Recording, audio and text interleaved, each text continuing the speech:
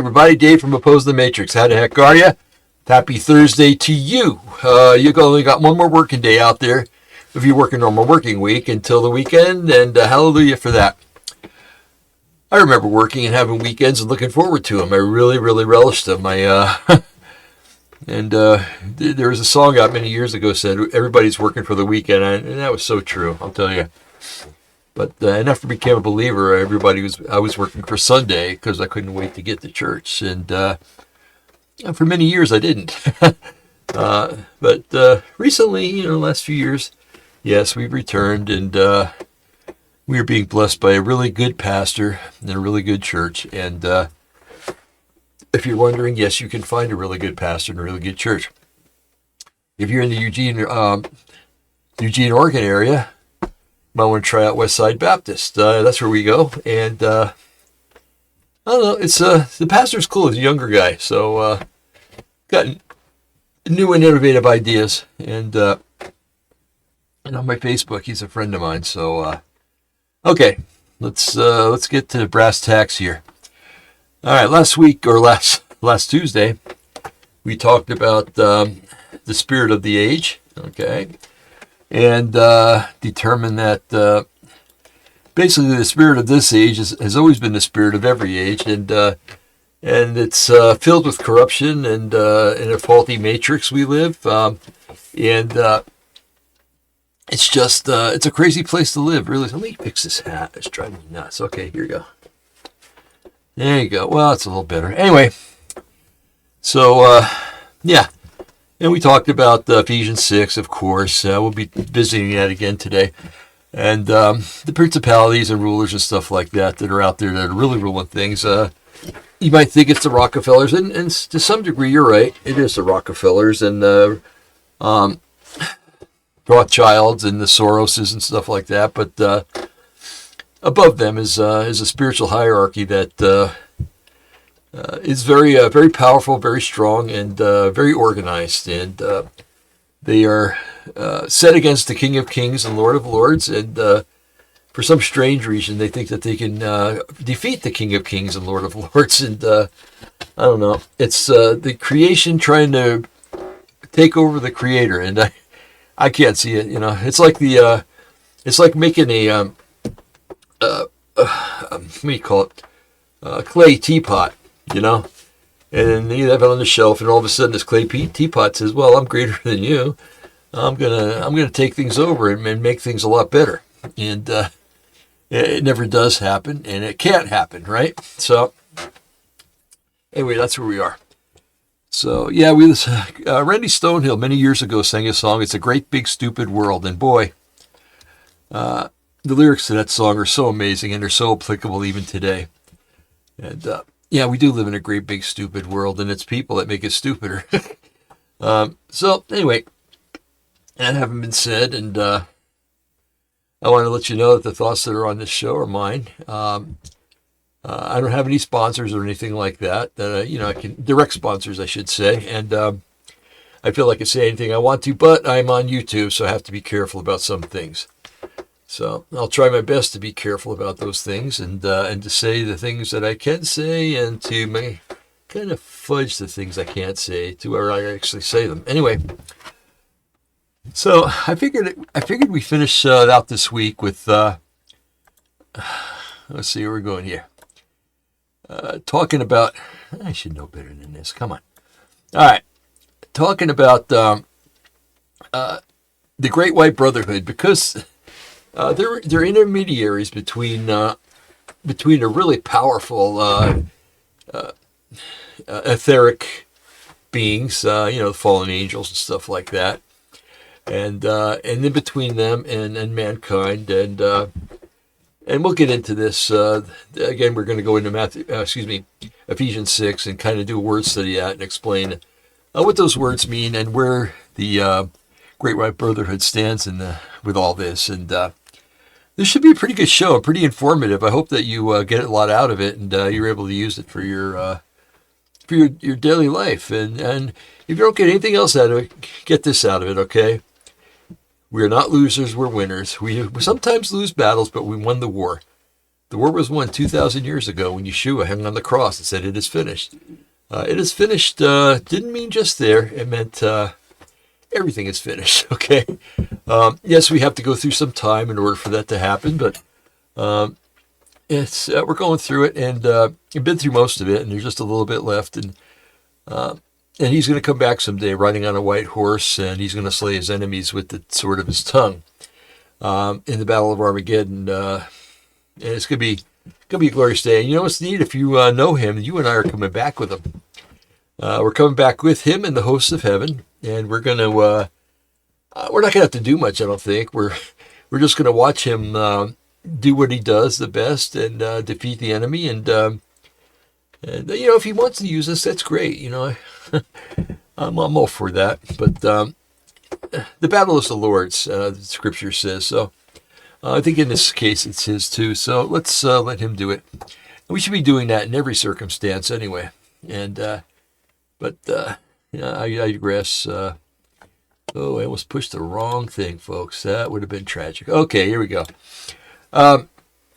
So let's look at a definition and some core claims, okay? So the basic concept is the Great White Brotherhood. Well, and if we refer to them as GWB, that's what it stands for, okay? It's a lot easier to say than Great White Brotherhood, although, you know, I guess it's kind of equal. GWB, whatever. We describe it as a hidden order of ascended masters. Probably going, what are ascended masters? And I imagine most of you know what ascended masters are. You've done studying over the years. And they're supposed overseers of humanity. Yeah, I guess you could kind of call them watchers, but they're not quite like the watchers that came down in Genesis 6, okay? They're a mishmash of confusion. You'll see what we're talking about later.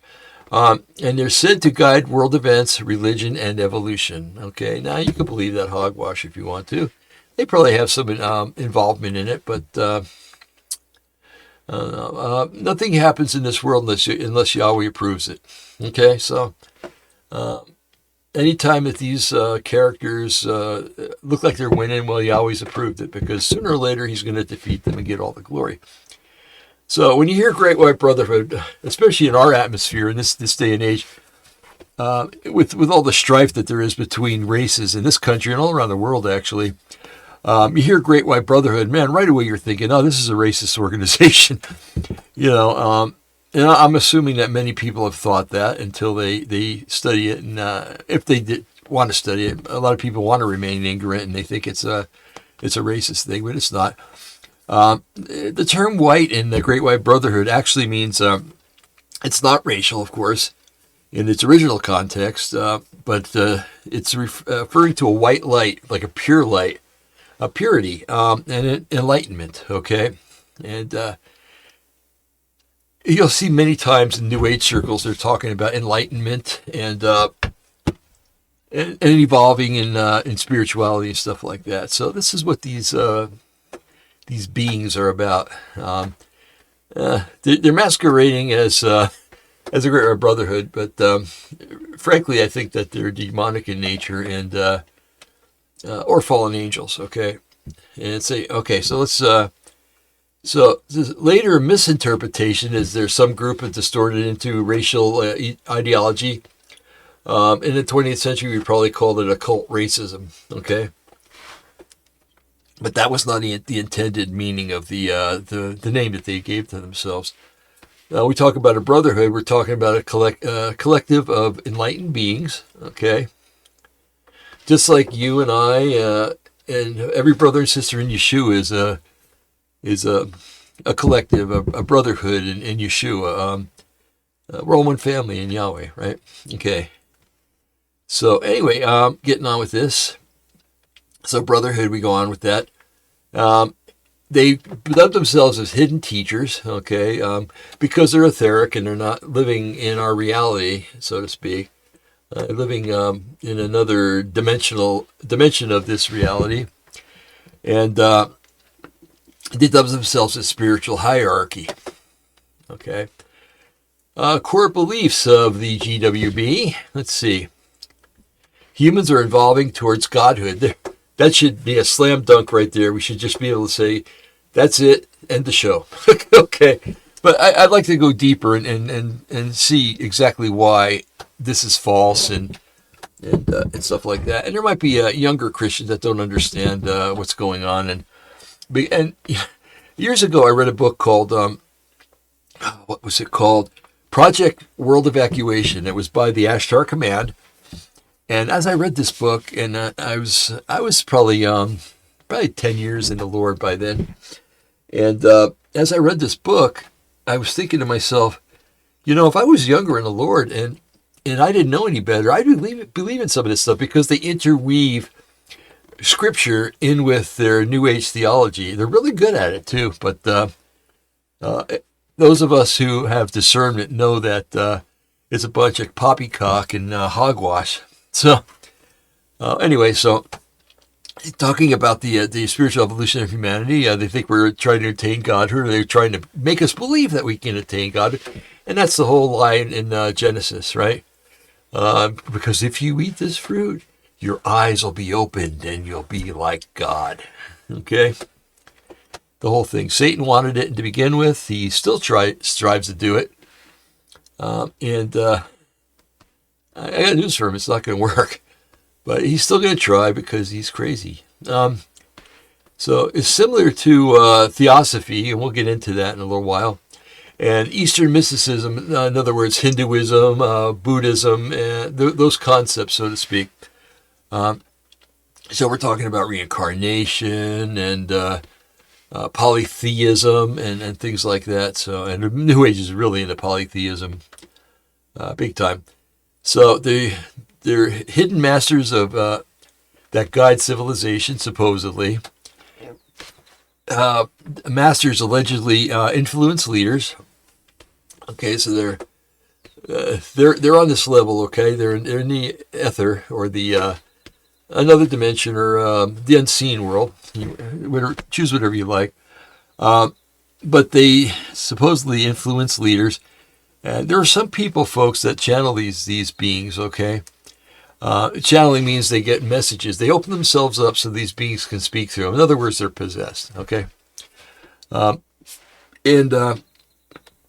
so through these channelers, there's leaders and religious leaders and others that listen to their messages and take them to be gospel truth. And you talk about a great delusion, man. There's part of it right there. So they're allegedly involved also in direct global shifts, okay? They're the ones that are pushing wars and rumors of wars and stuff like that. Always trying to keep us so busy and so absorbed in what they're doing and what their interests are, that they're supposedly, but they're not showing us their real interests. You've seen Wag the Dog, I'm sure, the movie, and that's basically what it's like. They're keeping us busy looking at some things while the whole time they're over here doing their cahoots, Okay, so they're into secret knowledge, or gnosis. Gnosis is secret knowledge, okay? It used to be a big problem in the early church. There was the Gnostics, and they've tried to understand God through intelligence, and you can't do that because God is spirit, and those who worship him in spirit and in truth. Thank God that the early church fathers put that down, but it creeps back every once in a while into the church, and unfortunately. Okay, so they surmise that the truth is hidden from the masses, and that's their goal, to keep the truth from the masses, and that their truth is only revealed to the initiates. In other words, the Great White Brotherhood, of course, and those people who work for them or fellowship with them. And there are people, you're going to listen to a guy in that video today that talks about that he's been working with the Great White Brotherhood. And, whatever. I made the comment when I was doing the test show. I always run a test show before I get online here, just to make sure there's no echoes, or you make sure that my sound's working okay and everything. And I'm like, yeah, who cuts their paycheck? Probably nobody. Probably do it as a labor of what they think is love. Okay. So let's do a little history, look at the historical origins, and look at some documentations here. So the precursor ideas, now this is before the 1800s, okay, come from the ancient mystery schools. We're talking Egypt, Greece, and Babylon, okay. We read in Revelation constantly about Mystery Babylon, the mother of all harlots. That's what it says. Yeah, and Greece, they had their mystics and stuff like that, and of course Egypt. Moses had to deal with those guys. Remember, and they're highly into initiation. If you want to look at initiation, what it's like, look at the Masons. Okay, what they're into. They have to. They're adepts for the first three degrees, first, second, and third. They're called Master Masons, and that's where they learn basically the rudiments of Masonry.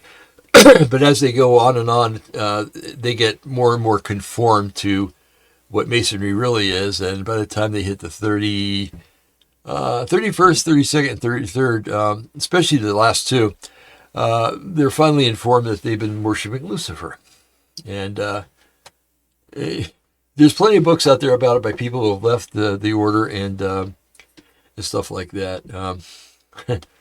So let's see. They're in this initiation and secret wisdom. That's what the Masonic Lodge is, like a bastard child of all these ideas. Okay. Secret wisdom. They're constantly in a big hush hush stuff. You're not supposed to have a copy of doctrines and covenants, not supposed to, and all their stuff. And as a matter of fact, they have a swear an oath, that if they ever reveal the secrets of the Masonic Lodge, that they'll have their tongue cut out, and they'll be killed, and they'll be buried at the shore, the ocean shore. Where the water comes at high tide. Okay. I know that there's probably a couple other things involved in that, but I can't really remember them right now, but I'm surprised I remembered that. So let's look at some examples. The Egyptian priesthood, or the Temple of Karnak, and I really wish I would have looked into this because I wanted to, but I got involved with other things. We had some nice family over today. My sister-in-law and her husband, wonderful people, salt of the earth.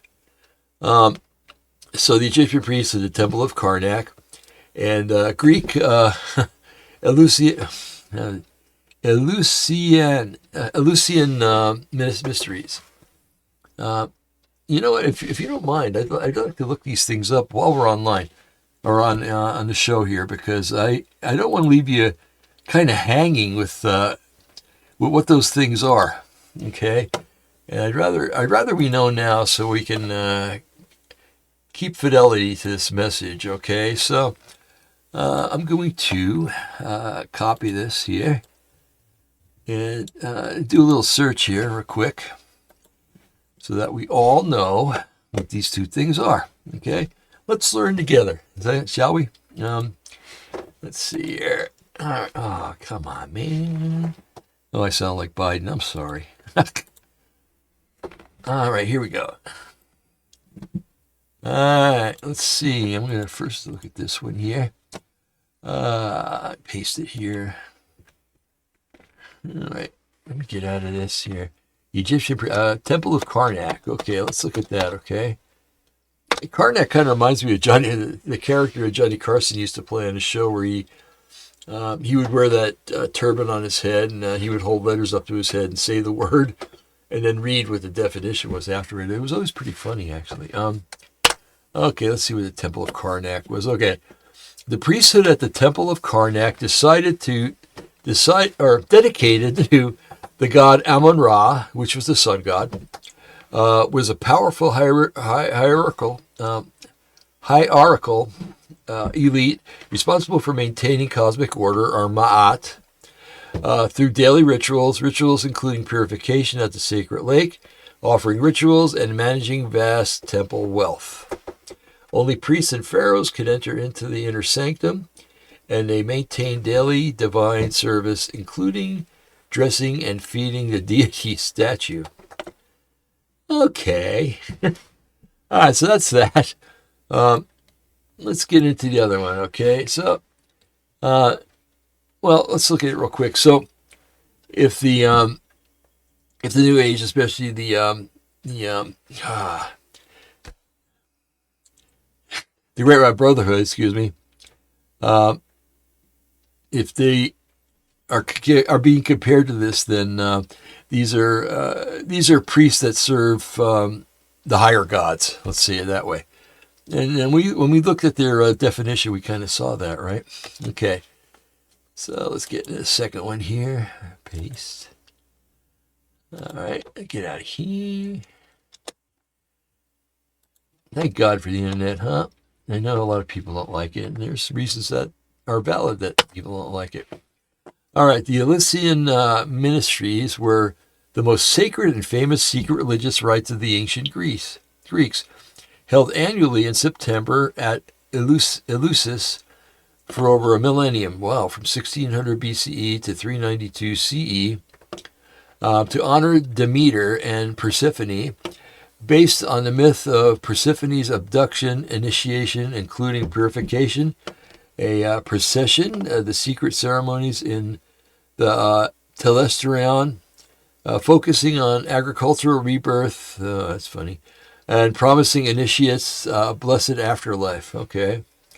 So it sounds like both of these were involved in helping people to attain almost godhood or a higher calling or an evolution, evolved to spiritual state. Okay, all right. So now, okay, we know that. I'm glad we did that together. I really. All right, let's see. I don't need that anymore. Okay. So let's look at Gnosticism. And Gnostic means knowledge. Okay, it's faith, but faith through knowledge, and in a way it can work, but in a very small way. And the kingdom of heaven doesn't work in a very small way. Okay, so you might get some answers using Gnosticism, but you don't get the right answers, first of all, and second of all, serving the God of Abraham, Isaac, and Jacob, who is spirit and truth and must be worshipped in spirit and truth, is worshipped in here, not up here. Okay, it's in the heart, not the head.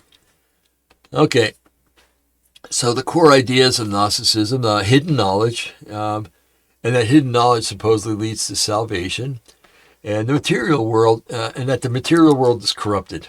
Okay, like I said, you can't come to God with knowledge. You come to God humble. Scripture says that the person he can really work with is the person with a contrite heart and a broken spirit. That is not a Gnostic. Okay, it's a Gnostic that realizes that they can't do it on their own and they don't want to be a Gnostic anymore. Okay, so influence on later Great White Brotherhood ideas. Let's see, secret hierarchy of spiritual beings and dualistic worldview. Okay, what's a dualistic worldview? A dualistic worldview is that is the main crux, basically, of all the Eastern religions. That being that everything equals out. You've seen the symbol of the yin yang. If you look at the Korean flag, South Korean flag, you'll see it there. But which is kind of interesting. But basically, they say that the good and the bad balance out each other and make nothing. Okay. In all their images, all their icons, and everything else, they all seem to suggest something similar to that. That there has to be a dualism in nature. That, in other words, with serving Yahweh, there's good and bad, right? Yahweh's good, Satan's bad. The world is corrupt, and it will end someday, and the corruption will go away. Okay, there's no a good explanation actually is the idea that what is that group? The Seven Mountain Theology. I can't remember the name of it right away, but they're out of Reading, mainly out of Reading and Bethel Church down there.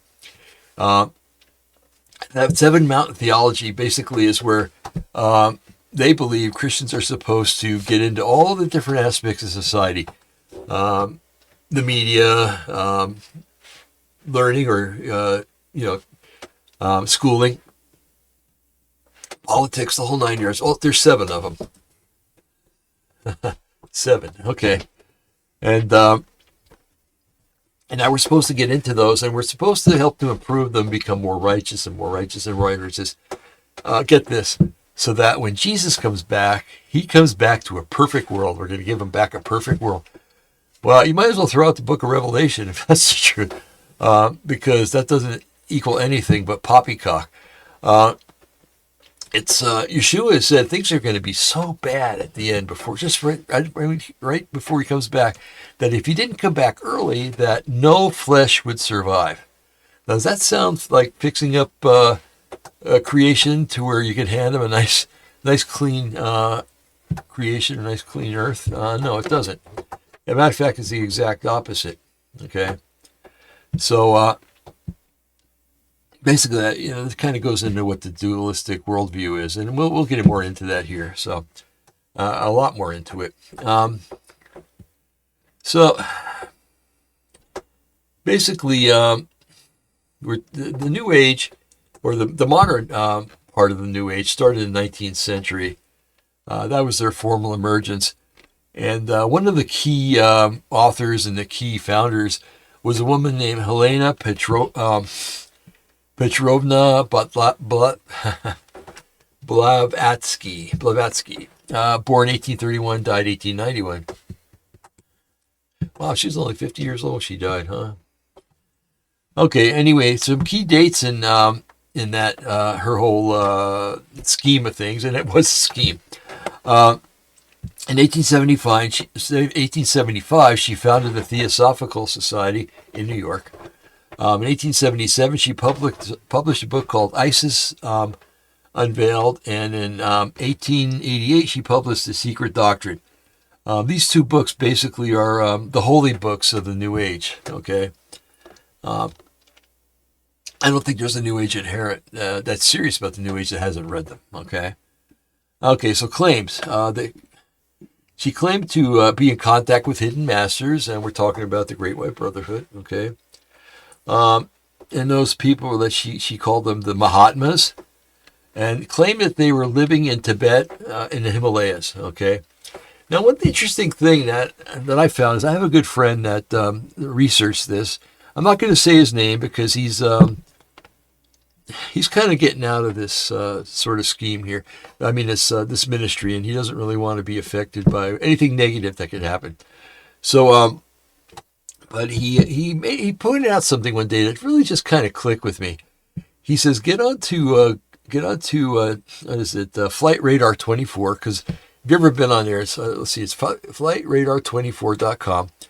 And you can see where all the flights are all around the world. Those that are using transponders, and they're supposed to by law. Now, there's some military planes that might turn them on for a little while and then turn them off again. But so he said, if you look at the Himalayas, with this program, you never see planes flying over Tibet. Never. Now, you might see planes flying into the capital of Tibet, but never flying around and over it. Now, why would that be? Okay. Well, maybe it's just such a sparse wasteland that if a plane went down, they'd never find it. It could be. Or maybe it's because the Great White Brotherhood is supposed to inhabit that area, and they really don't want people looking down and finding them. It's just something to entertain, okay? It's it's not gospel or anything like that, but it makes a lot of sense to me. Okay, let's see. So let's look at the Theosophical Society. Again, in 1875 was founded in New York. And there's another headquarters that was in India. It's in Adyar. It's called the Adyar headquarters. The founders, again, were Blavatsky and Henry Scott Olcott. Not much is found about him. It's really weird. It's like she got all the fame for starting this New Age Theosophical Society. Okay, so talk about claimed masters that they were involved with. There's Master Morya, M-O-R-Y-A, Morya, I guess. There's another one called Kuthumi, also goes by K-H. And another one called Jwal Cool. Okay. Now, what about characteristics? They're said to communicate through telepathy.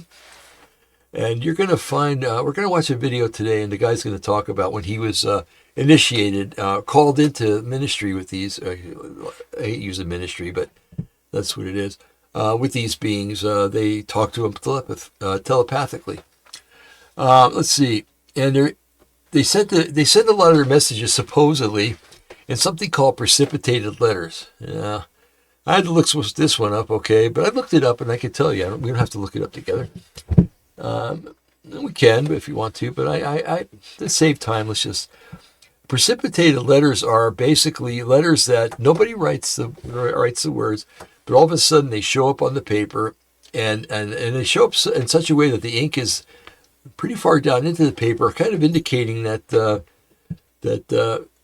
it was real ink and it had time to settle and to dry inside the paper. Okay, and these precipitated letters came to Blavatsky, supposedly. We're going to find out later on if this is all poppycock, okay? I know you use that term a lot, but it's better than using BS, right? So we're going to find out that she receives a lot of precipitated letters, supposedly, but that maybe she didn't, okay? So the early 20th century expansion of this new religion, so to speak, had an individual called Alice Bailey, and she lived from 1880 to 1949.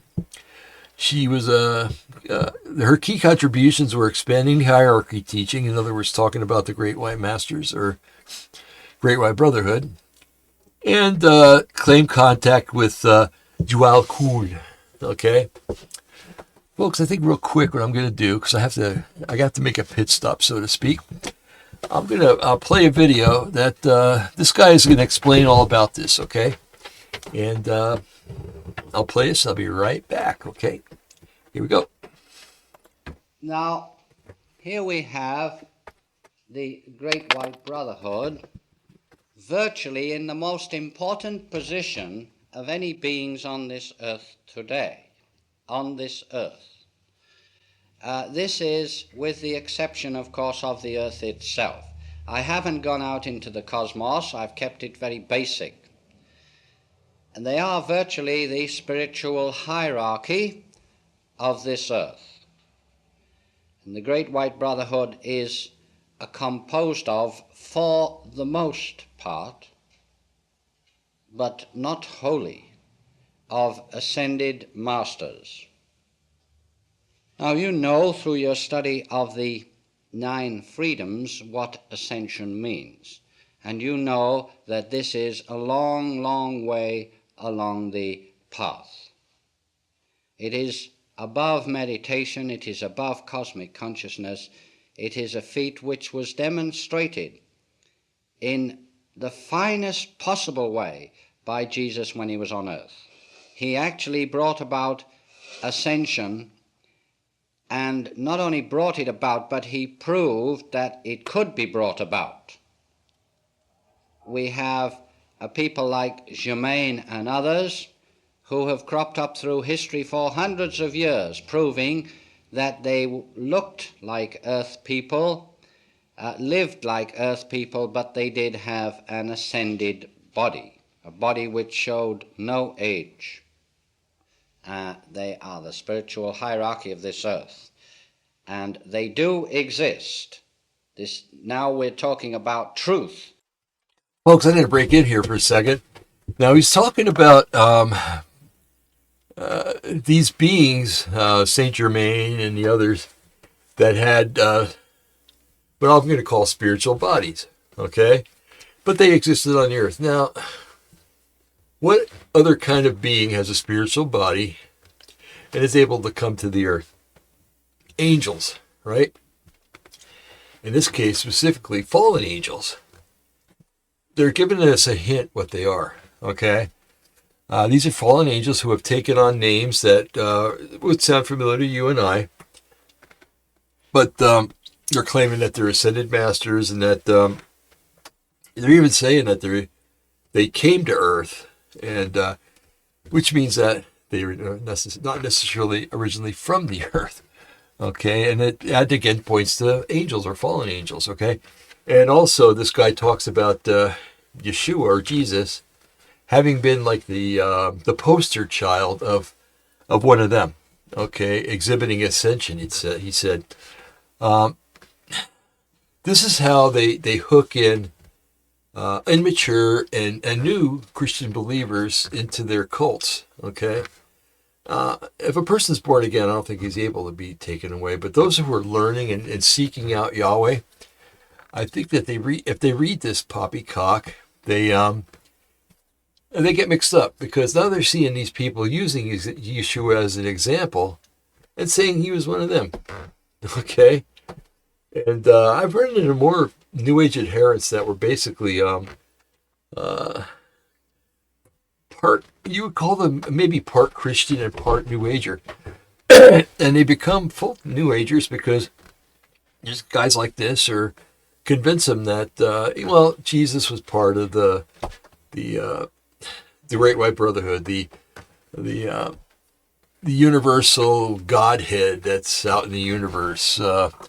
It's garbage, and I just wanted to break in to tell you that. Anyway, let's continue with this guy. Not the figment of somebody's imagination. The Great White Brotherhood does exist, most definitely. Okay. So there you have it. He says the Great White Brotherhood does exist, and I do believe that they do. But I do believe that they're not ascended masters because my understanding, and I think I'm right about this whole Eastern mysticism stuff, is that yes, you can, according to them, you can become ascended, but there's a process in this, and it comes through living. I don't know, maybe tens of times or hundreds of times or thousands of times until you've actually elevated yourself up. And see, you're doing it yourself. That's what's nice about knowing Yeshua. He did it all, okay? He brought us to Yahweh through his shed blood and his sacrifice. But, yeah, they believe they have to go through these progressions and die over and over and over and over again through reincarnation. And then they can become an ascended master. Okay? Yeah, it sounds like a lot of work, doesn't it? It sounds like a heavy yoke to bear. And it's, I don't want it. And I don't think anybody needs it because we have Yeshua. But people are going to do what they're going to do. And they're going to pick what God they're going to serve, I guess. But anyway, let's see here. So he gave us some clues as to who these guys really are. Okay, and it's interesting that the head one, Sonata, I can't remember. They claim a lot of times they claim that Yeshua or Jesus. Now this is the mystical and universal Jesus, not the Jesus of Nazareth, not the son of Yahweh, and not the descendant of Abraham, Isaac, and Jacob. And definitely not the Messiah of those. And I had a very interesting thing happen a few years ago, quite a few years ago now. We used to, me and Joe Jordan and Jim Wilhelmsen used to have a ministry where we would, we broadcasted that people could call us if they were having problems with alien abduction. Because we saw it as being fallen angel activity, and we could help people because we told them that crying out the name of Yeshua ends these things when it starts, okay? Even if you're right in the middle of it, crawling out the name of Yeshua will end it. And coming into a relationship with Yeshua ends it forever, okay? There may be some residual left over right afterwards, but eventually it goes away and it never bothers them again. But I had a lady call me up, a woman. I don't know if she was a lady. From her talk, she wasn't. And I answered. It must have been 2:00 in the morning. I answered the phone. Oh, is this the AACCOA? I said, yeah, it is. Used to stand for Alien Abduction Crisis Centers of America. Anyway, so she says, I want to tell you it doesn't work. And I went, what do you mean it doesn't work? What are you talking about? She goes, crying out the name of Jesus. It doesn't work. I've tried it several times and I keep getting abducted. And I said, it was 2 a.m. and I was half asleep. So I prayed inside. I said, Father, tell me what to do here, you know. So this idea comes into my head, and I says, lady, who is Jesus to you? Oh, Jesus is the galactic master. He's the Sanat Kumara. You know, he's the highest up in the ascended masters. And I said, hold it. I said, lady, I tell people to cry out to the God of Abraham, Isaac, and Jacob, not to some false entity that claims to be him, you know. And I said, what you just did was akin to, during World War II, a Jew running into Gestapo headquarters and saying, "Save me from Hitler." Yeah, it's just not going to work. So anyway, real quick, I mean, I don't know how he did this so fast, but all I do is it was him. But I gave her the gospel, and you know, she cursed at me and hung the phone up. Well, I expected as much. So, lady, if you ever get saved and you hear the show, get a hold of me, because I'd really like to talk with you and discuss old times together. Okay. All right.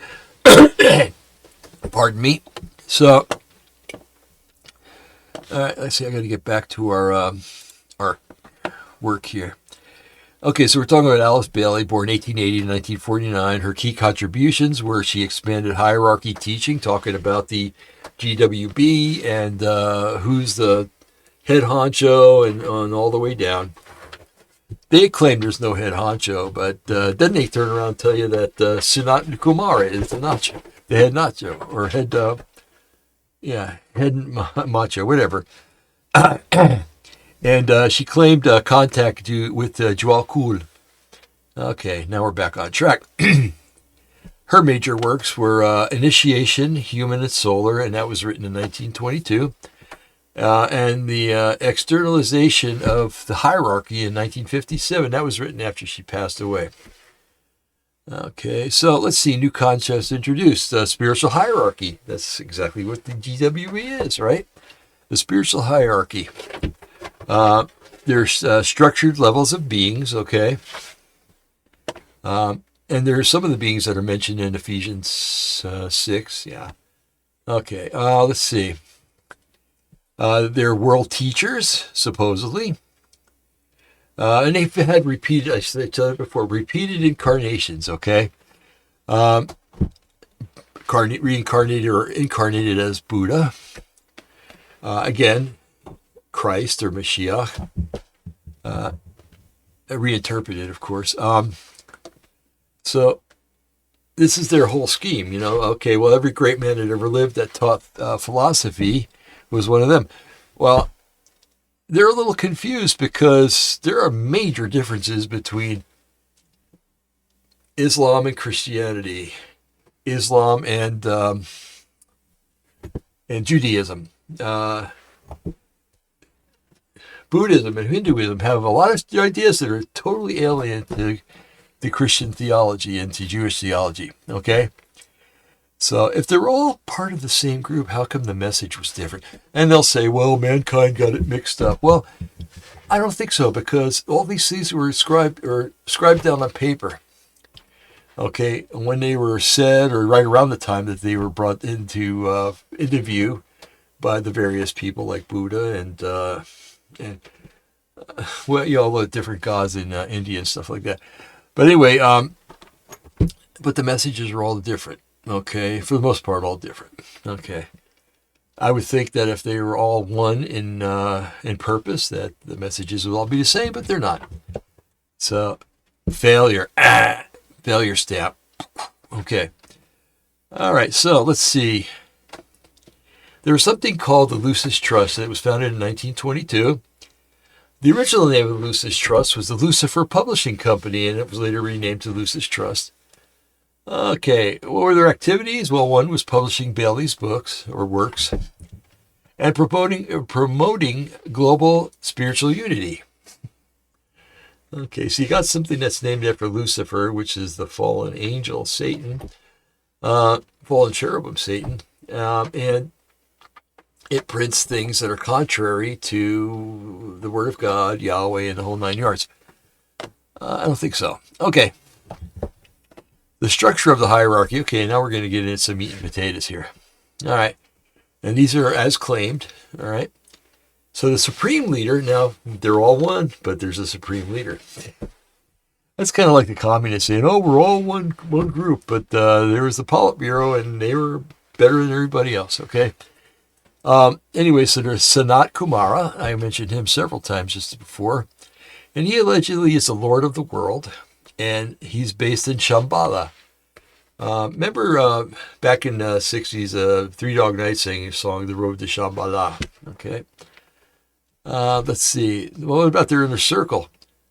Okay, so they have the Kohans, not to be confused with the Cohens of the Jewish priesthood. And these Kohans are lords. They control spiritual rays.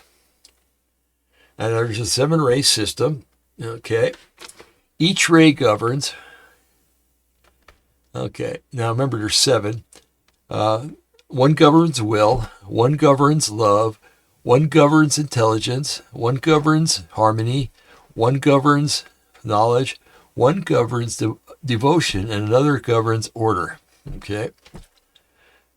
So the ascended masters are what about them? They're commonly listed masters. There's Master Moria and Kut Hamuni. We heard about those before, or Kut Humni, excuse me.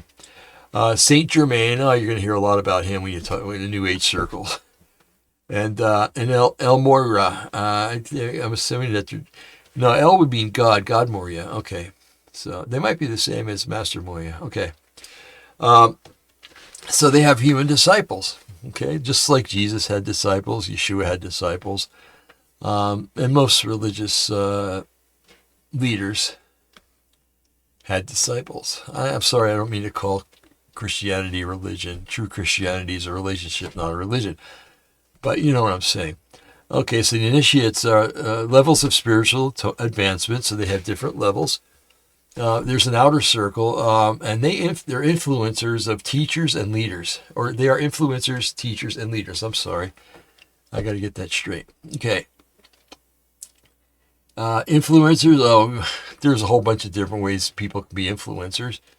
And teachers, of course. I would say Alice Bailey and Helena Blavatsky were both teachers and leaders. Okay. So mid-20th century movements, let's see here, we got something called the I Am activity, and it was in the 1930s, and the founders were Guy Ballard and Edna Ballard, husband and wife team. They were claimed that they were in contact with Saint Germain, okay, one of the ascended masters, all right, or fallen angels, whatever you want to call them. I prefer fallen angels. Okay. The Summit Lighthouse in 1958. The founder was Mark L. Prophet. Are you ready? The later leader was Elizabeth Clare Prophet. Oh, she's a big mama when it comes to the New Age. Okay. Teachings. They teach that ascended masters actively are guiding Earth, and they give a lot of apocalyptic warnings. Now, it's very interesting because when people get abducted by aliens, aka fallen angels, and they're taken to wherever they're taken, whether it's on a ship or in a laboratory or whatever, they're often showed apocalyptic images, and they're told that if mankind doesn't straighten out, in other words, if he doesn't raise his vibratory level, that these things are going to happen. Well, look at this. The ascended masters do the same thing. Apocalyptic warnings. So, kind of like maybe they're the same thing. AKA fallen angels. Okay. So geographical claims, they live in Tibet in the Himalayas. This is the claim location of the masters, and they live in hidden monasteries in the mountains there in the Himalayas. Supposedly. Everything is supposedly, okay? Another place we mentioned earlier, Shambhala. It was a mythical city. It's said to exist physically, but it's hidden. And spiritually in another dimension. Which is it? Is it physical or is it spiritual in another dimension? You know, it kind of makes it sound like the New Jerusalem. You know, We know the New Jerusalem exists now because it's in heaven and it's waiting. Yeshua has been building it for 2,000 years. So, in essence, it's in another dimension. And it's in the heavenly realms. It's not even a dimension. I shouldn't say that. Okay. And physically, it's going to come to earth someday. Okay, it's hidden now, but it will be coming to earth when Yahweh makes the new heaven and the new earth. So they're trying to make this Shambhala almost like the New Jerusalem. Okay, so another area, believe it or not, Mount Shasta in California. I've heard this for years, and I've been by Mount Shasta maybe 5 or 10 times. Five or 8 times, I can't remember. Now, the New Age claims that it's a portal location, a major portal location. And it's weird because UFOs are always sighted around Mount Shasta. And they've been seen going into Mount Shasta. I mean, right into the rock, okay? And there's other people that have gone up there and they've seen strange things. And also, it's supposedly a portal or an entrance to underground cities, not just one. But there's supposedly, according to the New Age propaganda, there's many underground cities, and it's funny because when they talk about deep underground military bases, Mount Shasta is one of them. So, may I ask? I'll ask a question: are the underground cities really the deep underground deep underground military bases? Sorry. Okay, so let's see. Let's look at some affiliated movements. The New Age movement, of course, from the 1960s to present. They have shared ideas: channeling, ascension, and cosmic consciousness.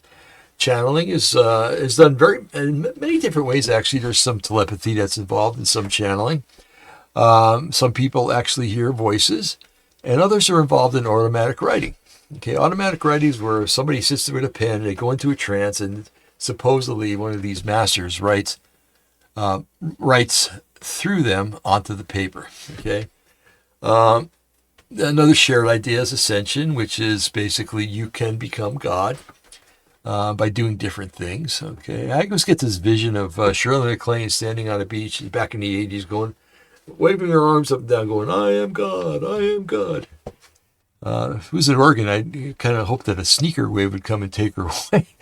And then she'd have to prove if she's God, because if she is, she can rise up from the water and come back. If not, she's shark food. And also cosmic consciousness.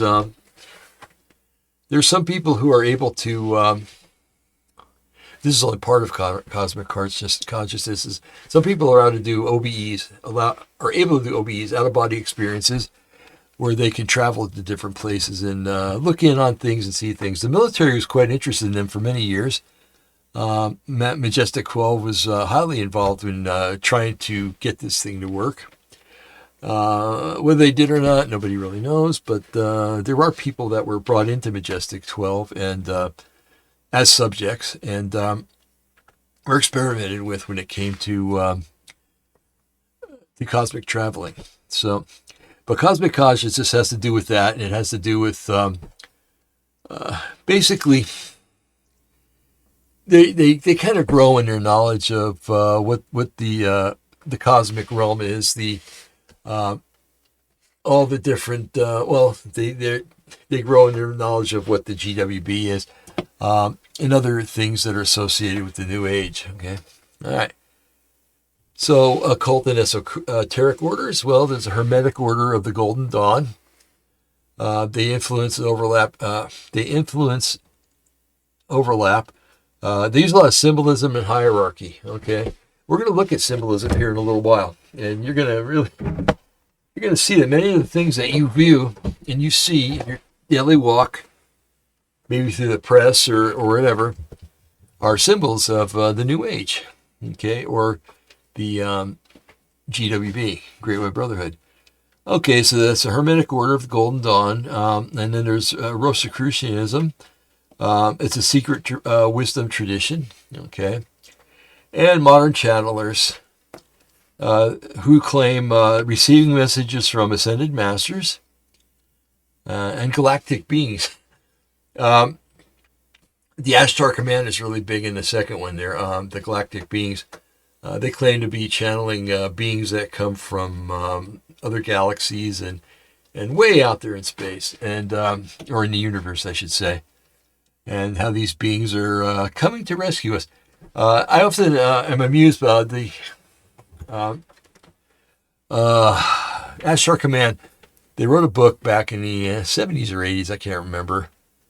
I picked a copy of it up because I was interested in it. Not because I wanted to pick up anything from it, but I wanted to learn what it was all about. And if you look at the cover, first of all, they claimed that this was going to happen by the year 2000. And what was going to happen was they were going to send ships to take all the New Agers away so that a calamity could come upon the earth and cleanse the earth. And after the earth was cleansed, they would bring those people back. Okay? And that was their whole premise. And it's funny because they said there's some people that aren't going to believe in this and that they're going to be taken to another place for a brief while. And right away it clicked on me. They were talking about believers, about Christians. So maybe there's going to be a dual rapture. When the rapture happens, it'll be Christians and the New Age will happen at the same time. That's kind of makes sense to me. Anyway, where am I going with this? And we're talking about ascended man. Ashtar Command, galactic beings. So I was looking at the cover of this book one day, and oh man, I wish I could find it.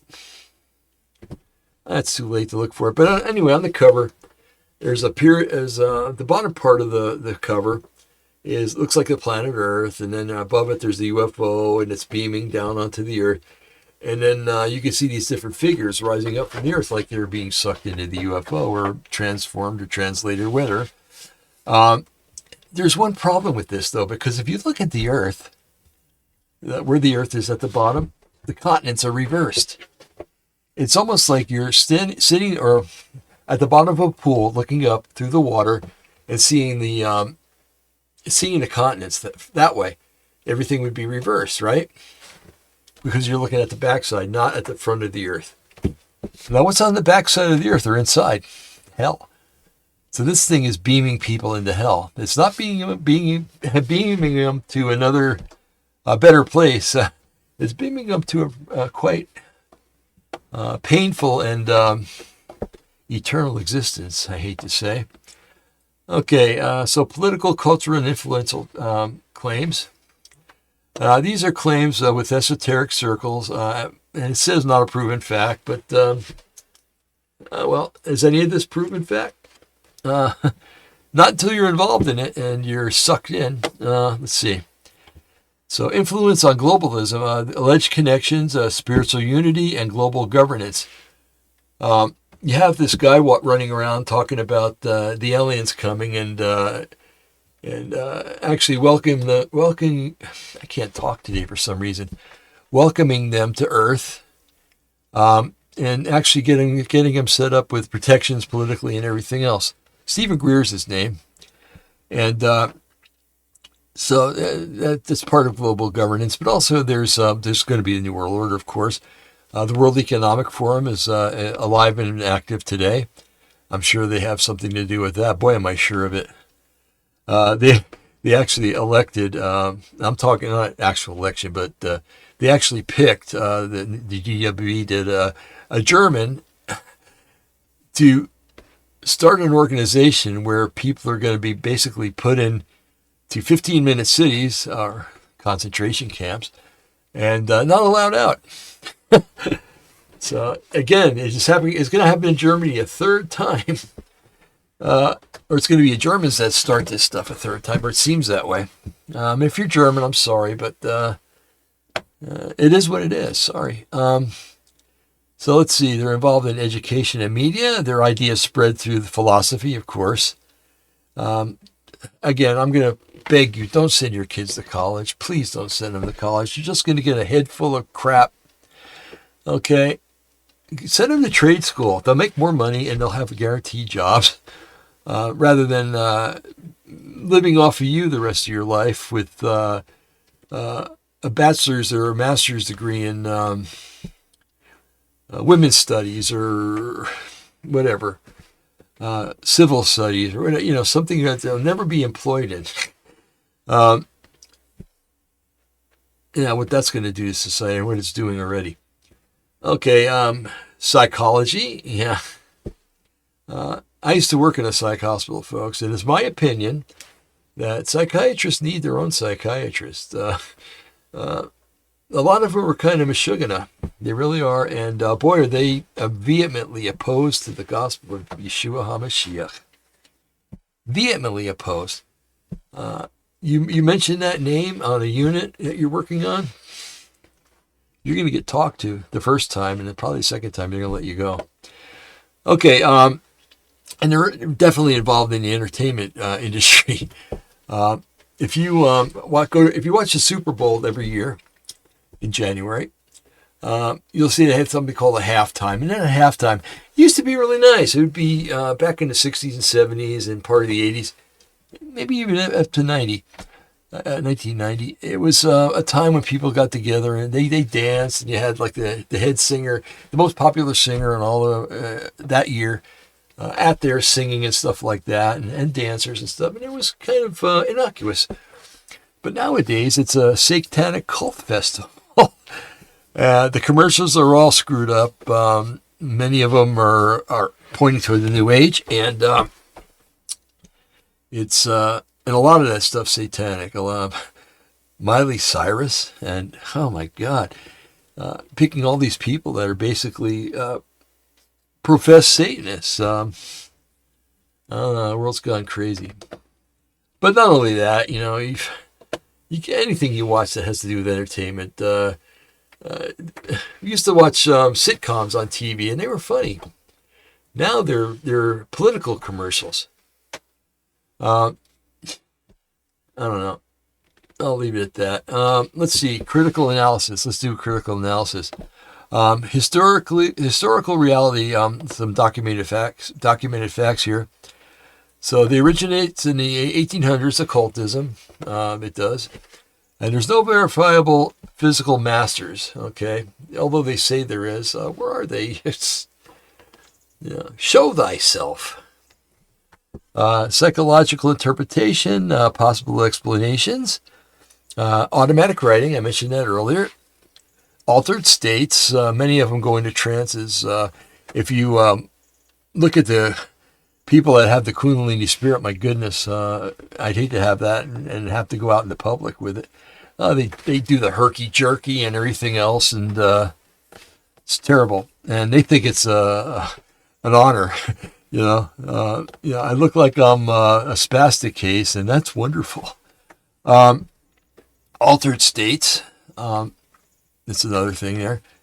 And symbolic archetypes. Okay, so let's do a biblical interpretation. Okay, now parallels to the rulers of darkness in Ephesians 6:12, and they preach another gospel, and that's found in more missiles in Israel. That's wonderful. Another gospel. They preach another gospel in Galatians. It talks about that in Galatians 1:8. Okay, so the key conflict is salvation by knowledge, the gnosis, versus grace. Okay.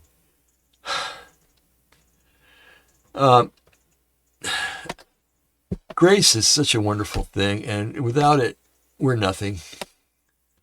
And to try to think that you can educate yourself into heaven is, I don't know. Scripture says the heart of man is wicked, and I can't write the word, but diabolical beyond all imagination. It's a different word, but I can't remember it. So salvation by knowledge versus grace, and self-deification versus submission to Yeshua. In other words, you become your own God, or you worship the real God. Okay, so connections, let's see. So Spirit of the Age, remember that was Tuesday's show. So the Great White Brotherhood concept equals counterfeit spiritual authority and structure. The demonic realm, folks, the fallen angelic realm is almost, the offices are military. The ranks, let's say the military ranks are almost identical to the holy angelic ranks. It's just that the demonic or the fallen angel ones are counterfeits of the real. Okay, so what about matrix framework? They're hidden controllers. Okay, they claim to be benevolent, but are they? I don't know. There's if I have a hard time trusting people sometimes. If somebody comes up to me without any facts or anything or any proof and says trust me, I'm going to do the opposite. I'm going to get out of there right away. But for some reason they have an aura about them anyway. I hate to use that term, but they have a way about them to where they can make you feel like they're authoritative, like they have some kind of spiritual authority, and that comes from the evil one. Let's see. So what's the alternative? Or it's an alternative to this deceptive spiritual hierarchy. Okay, so you have your holy spiritual hierarchy. Let's see, you have Yahweh, of course, and then you have your cherubim and seraphim, and then you have your archangels, then you have your regular angels. Well, the Satan used to be a cherub on the other side, on the good side, but he fell and took a third of the angels with him. Scripture says.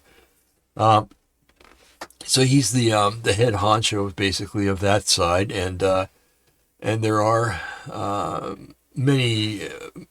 I don't think we're fully aware of the scope of all the evil offices on the other side. I really don't think so, because we know that they have warrior fallen angels and they have the little minion fallen angels and stuff like that, but it's not very clear about the true scope of their hierarchy.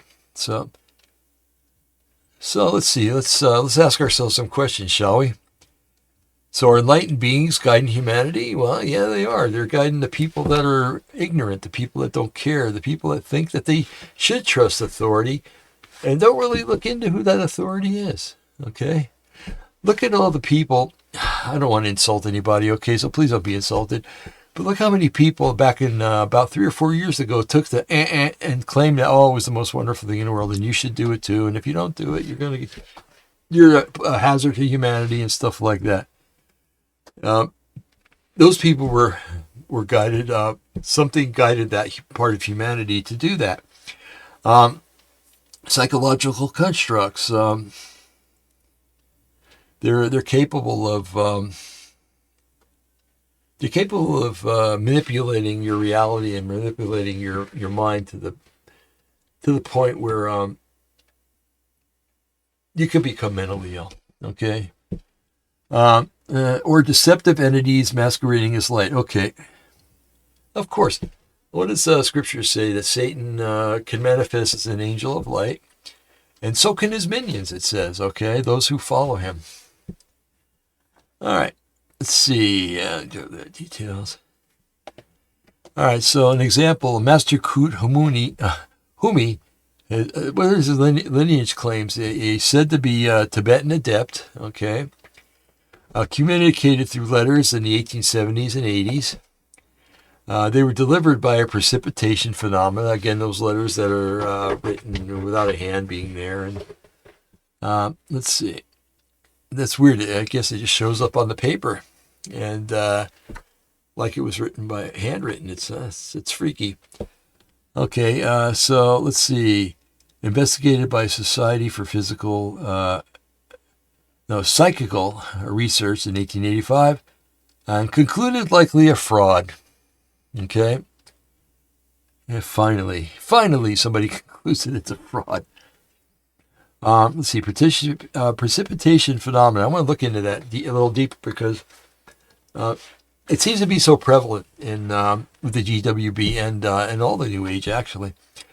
So what's the core definition of it? The precipitation phenomena is a term used in the occult and theosophical circles to describe the alleged ability of spiritual beings or advanced adepts to materialize physical objects, especially written messages, directly out of the air or onto paper without normal physical means. Okay. How it's claimed to work? Let's see. The source of the message.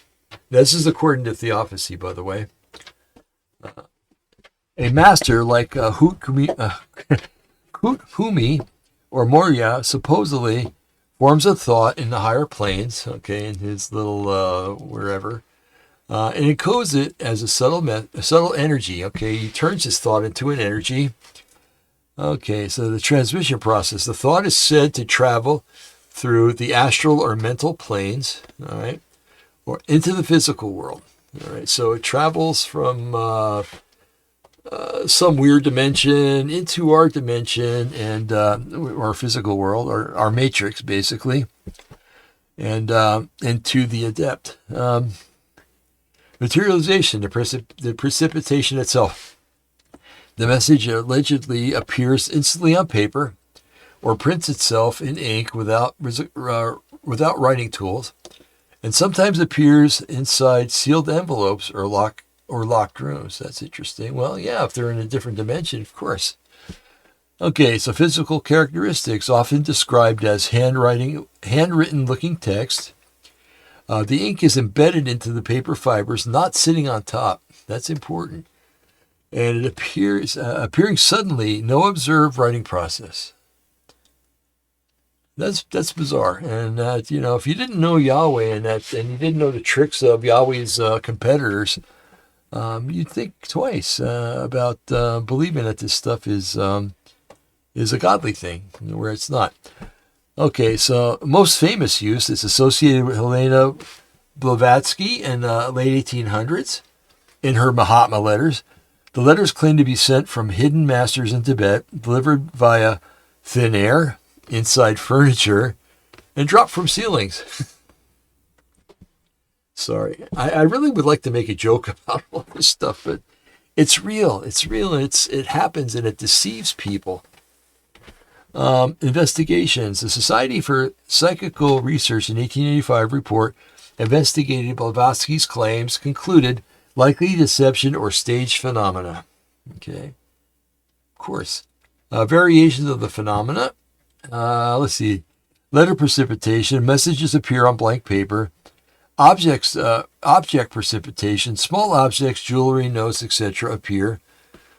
Apports, a related term. Objects allegedly transported from one place instantly to another. So possible explanations, not occult. Fraud or illusion. Sleight of hand, hidden compartments, pre-written materials. Psychological factors, suggestion. Yeah, that's a big one there. Expectation, bias, and group influence. If you could suspect something, if you were expecting something so hard that I'm not saying you can make it happen. I'm just saying that you can expect it so hard and somebody else can make it happen and make it look like you called it into existence. Okay. Let's see. Suggested, expected bias, and group influence. Automatic writing are a natural phenomena. Person unconsciously writes content, believes it came from external source. So, biblical discernment perspective, that's what our framework is all about. From a scriptural lens, this concept parallels with warnings about counterfeit signs, and that's found in 2 Thessalonians 2:9, which says, even him whose coming is after the working of Satan with all power, signs, and lying wonders. What about familiar spirits and false messages? Folks, a familiar spirit is basically it's a spirit or a demonic entity that knows all about you.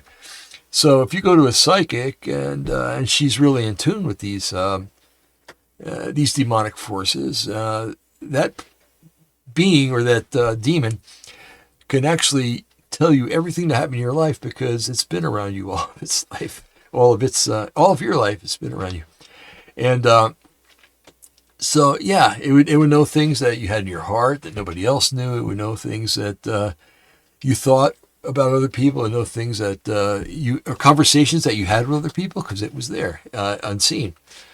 So that's a familiar spirit. Okay, let's see, false messages. Information appearing from unseen sources and not originating from Yeshua, of course. And remember Saul, King Saul. He was a psycho anyway, right? He started out good, but then he let things get to his head that he was great and everything, and then he found out about David and that Yahweh was raising up another king, and so he kind of, even before that, he had a bias against David and tried to kill him several times. But go with this.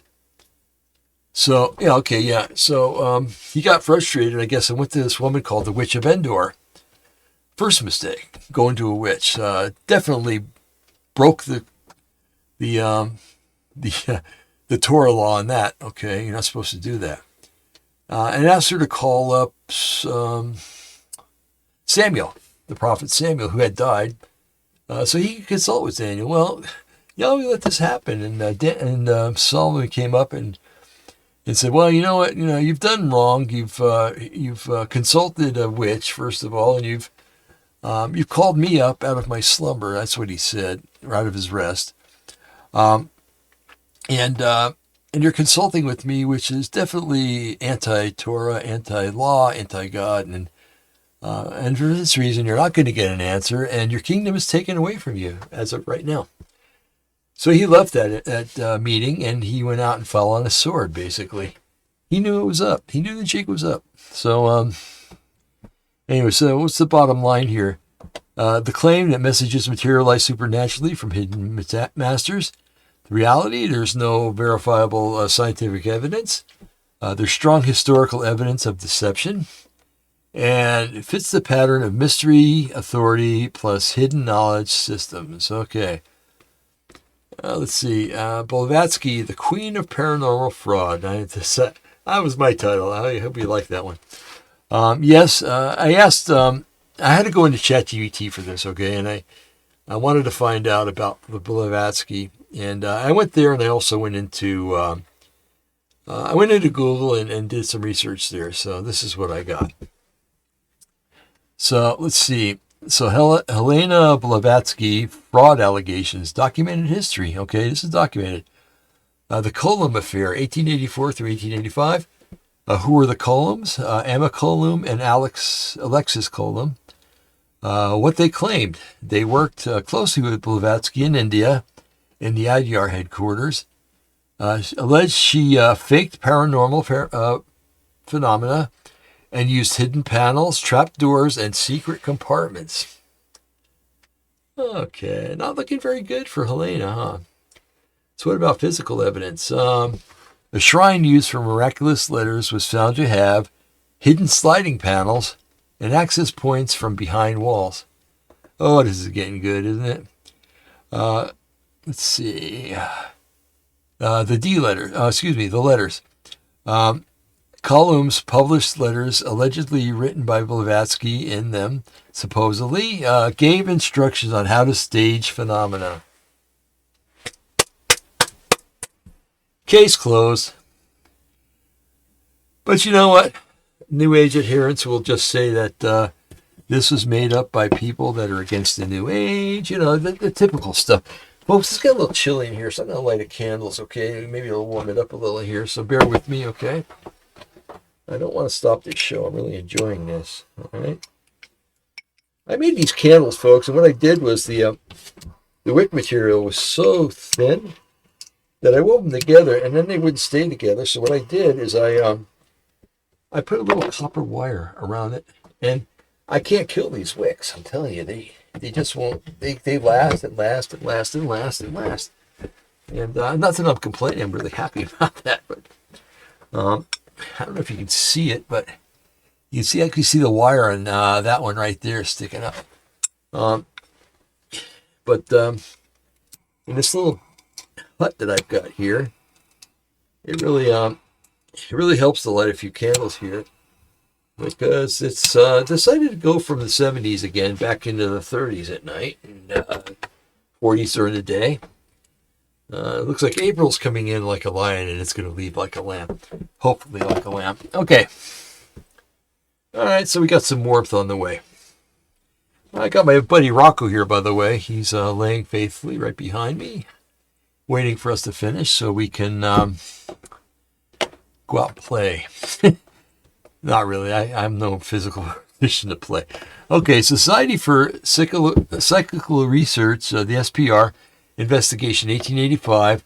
The investigator was Richard Hodgson. In the conclusion of the report, the SPR concluded Blavatsky was one of the most accomplished, ingenious, and interesting imposters in history. Wow. Key findings. The Mahat letters likely written by Blavatsky herself and delivered through deceptive means. No credible evidence of supernatural origin. The Mahatma letter controversy, what they were. Letters claimed to be from masters like Kuthumi. Problems identified. Handwriting analysis suggested similarities between Blavatsky's own writing. Delivery methods, often theatrical and easily faked with access. Witness testimony against her. Former associates. Some insiders claim phenomena were staged and that she coached others to support the illusion. Some contradictions. The stories of miracles often include changed over time, and they lacked independent verification. So later reassessment in the 20th century, that is, some defenses of Blavatsky. Later, theosophists argued evidence was biased. Here's, I told you. And investigations were unfair. Okay.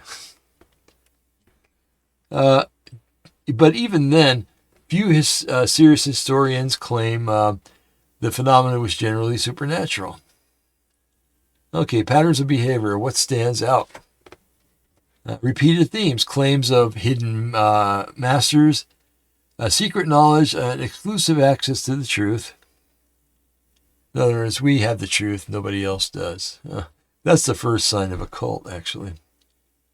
Okay, let's see. Supporting phenomena, miracles that reinforced her authority and required belief without verification. I think the word faith fits in there, doesn't it?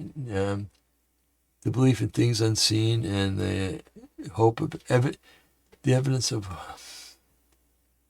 things hoped for. Okay.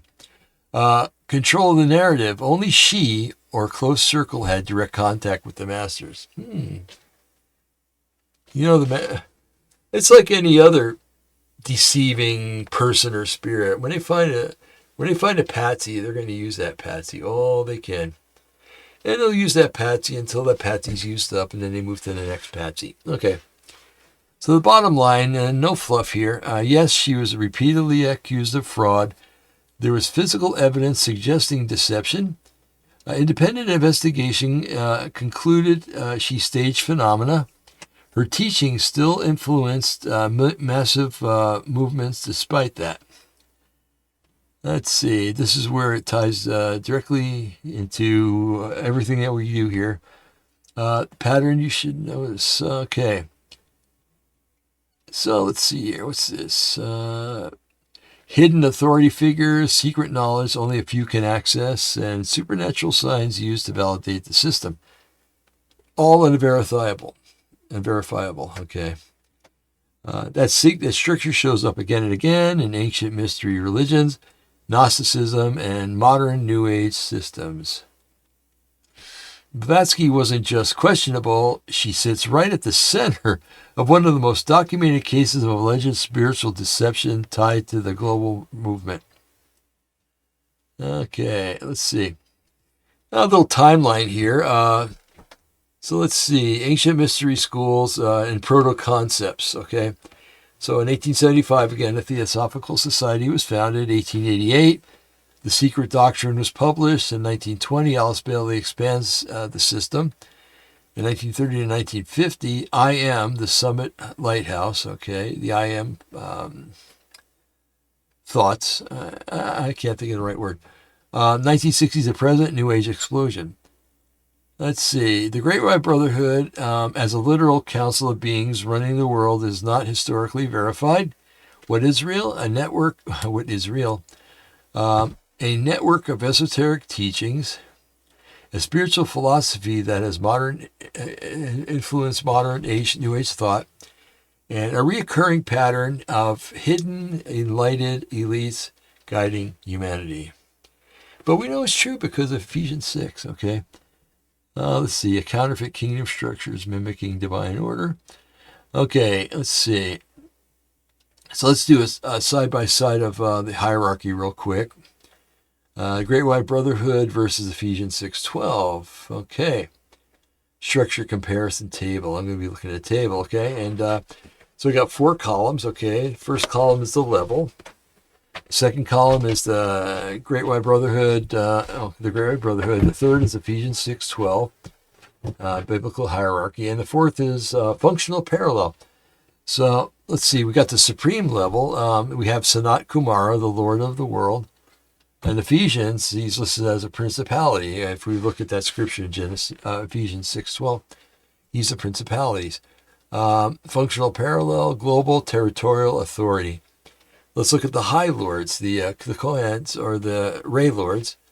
Those are the powers talked about in Ephesians 6:12. Let's see, administrative authority. Let's look at the inner circle. Those are the ascended masters, and they're the rulers of darkness. Let's see, they have influence over systems. Let's see, regional influence or disciples or adepts. Spiritual wickedness in high places, okay. Cultural and ideological influence. All right. Human agents, okay. The initiates or followers. Earthly agents under influence and execution layer. That's an execution layer. And mass level, humanity being guided, humanity being influenced, and target population. Okay, there we go. So deep expansion levels. Let's see, global authority. The GWB, Sanat Kumara, he claimed to be the Lord of the world, dwells in Shambhala, and he oversees evolution of humanity. Did I read this already? I think I did. I think I might have put this in here. Oh, no, I didn't. Okay. All right. Oversees evolution of humanity. His role is essential command authority. Let's see. Is said to direct spiritual hierarchy and global destiny. And his claimed origins is from Venus in some teachings. Okay. Biblical parallels principalities. Okay. The word for principalities in the Greek is archai. And it means first rulers or territorial dominion. Its function is to rule over regions or nations. And it's seen in Daniel 10, the Prince of Persia. So a key parallel, both systems describe a top-level ruling intelligence over the world. With administrative control, the Great White Brotherhood, 7 Ray Lords, they govern the 7 rays or the energies. Each ray controls human traits or societal movements. For example, Ray 1 equals power and Ray 2 equals love and wisdom. Okay, biblical powers. The Greek word for that is exousia, and it means delegated authority, and its function is to carry out leadership. And it operates under the principalities. Okay, key parallel, structured chain of command under same authority. Level 3 is system influence. The GWB Ascended Masters. Examples, Saint Germain, Kut Humi, and Moria. Roles, guide religion and inspire leaders. And claimed methods, telepathy and channeling. Okay, biblical rules of darkness. The Greek word for that is cosmokratoros. And it means world rulers. Function, they influence governments, culture, and belief systems. The key parallel, influence over global systems and ideologies.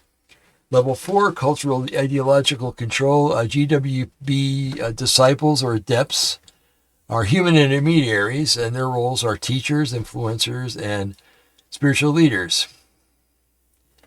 Biblical spiritual wickedness in high places. The Greek word is pneumatica tesponarius. That means spiritual forces in the heavenly realms. The function is to influence thought and to shape worldview. Key parallel, control of ideas, culture, and belief systems. All right, we got here. Level 5, human execution, meaning putting things together.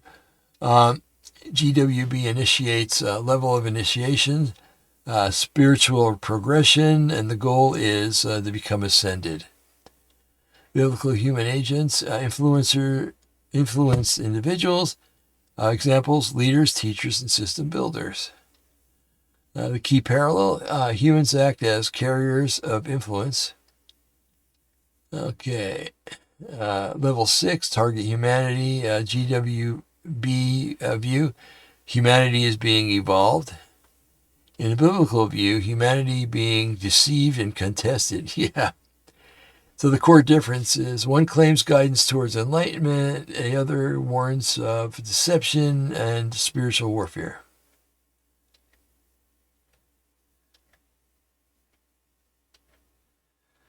Yeah. Okay, let's see. So let's look at symbolism in the media. Now we get into what can actually show visually to you guys, okay? So what I'm going to do, I think, let's see, I got pictures here. I'm going to switch to killing bugs. I am going to go ahead and, if you bear with me, okay, because I didn't set this up for this. First, I think, folks, what we're going to do is look at the history of the GWB. It's a video, and I think it's about 16 minutes long, but that's okay. This is going to be a longer show than usual, but hey, that's the way it goes. So I'm going to go ahead and play this, and I'll be back in just a few minutes.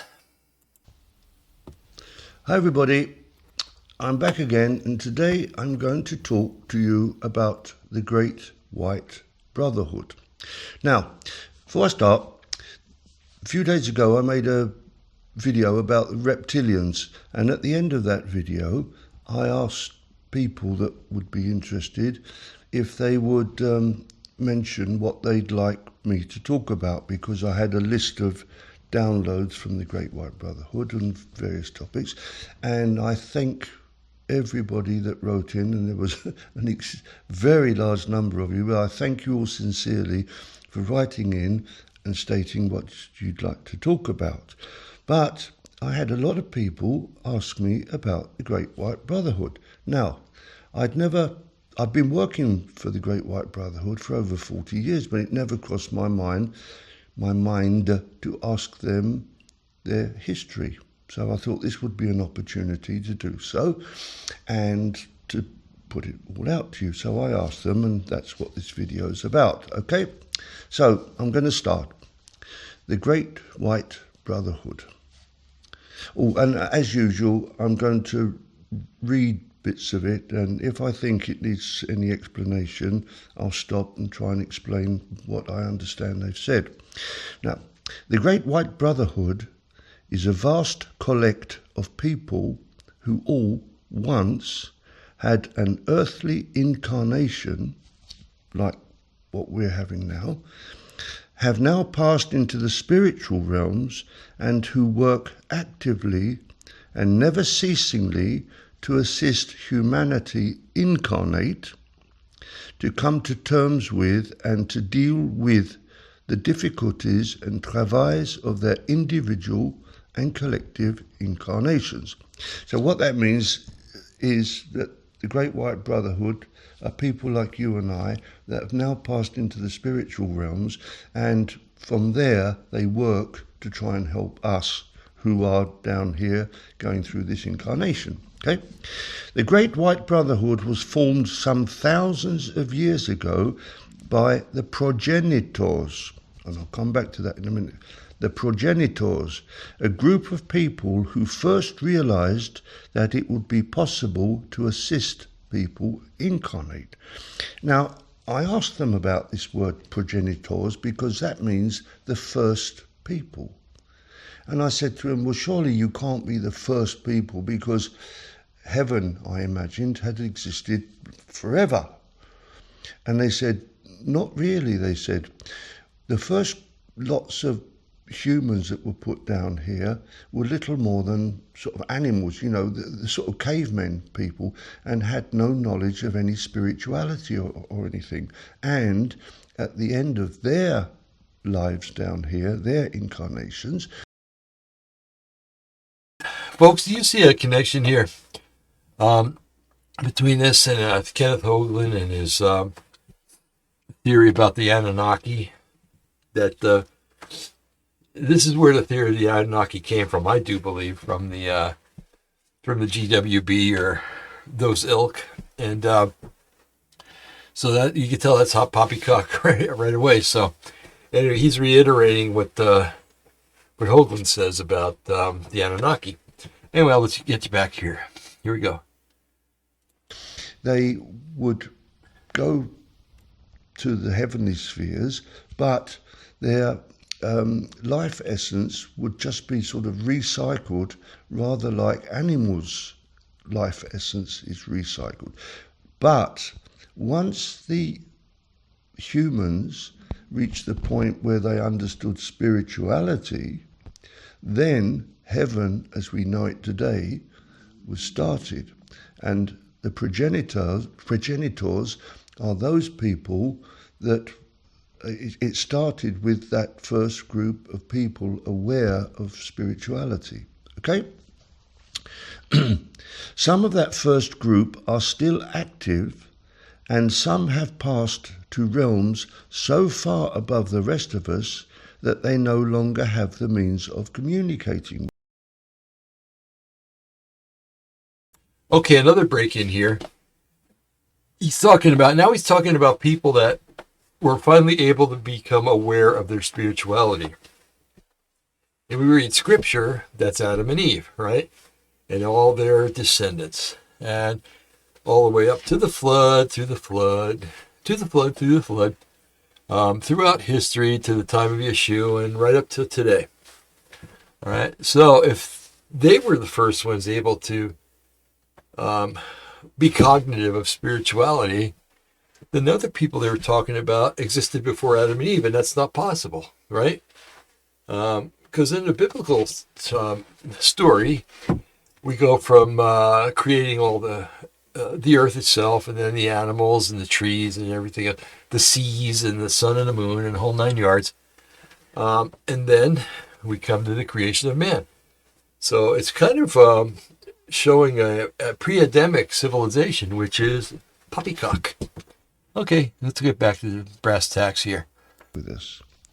Now, we wish to make it plain to you, who will receive this message, that the group known as the Great White Brotherhood is totally dedicated to helping you who are incarnate, and they have effectively formed themselves into a group soul over time, and so have formed a group personality that thinks as one.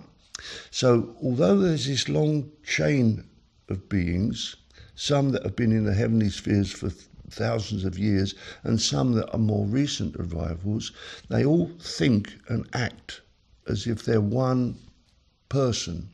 So the information they send to me is the same information that the very wisest ones are aware of. Okay?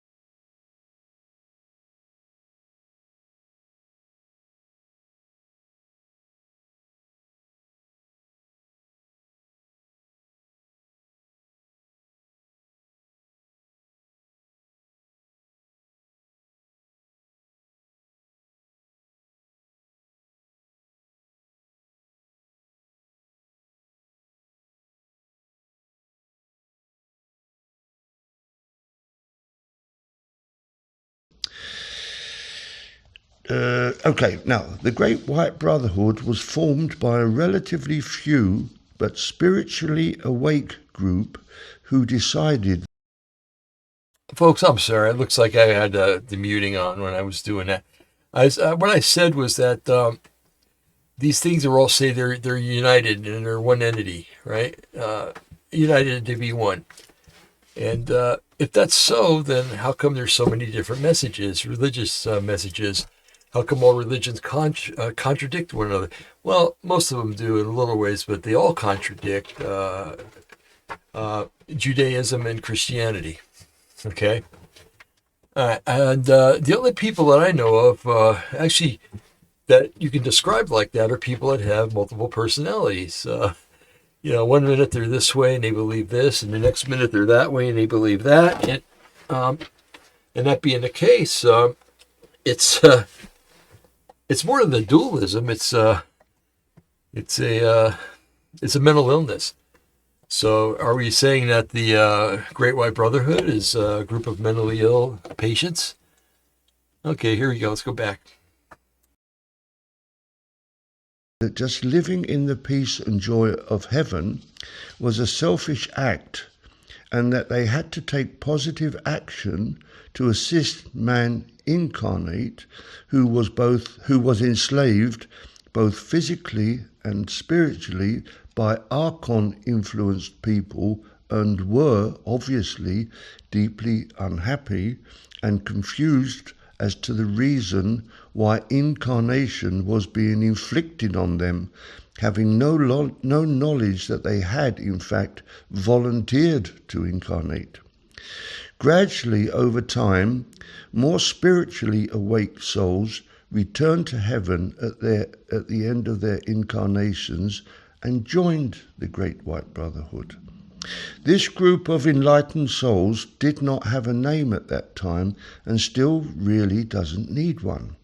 It is sufficient for them to know that they are working individually and collectively to help humanity incarnate.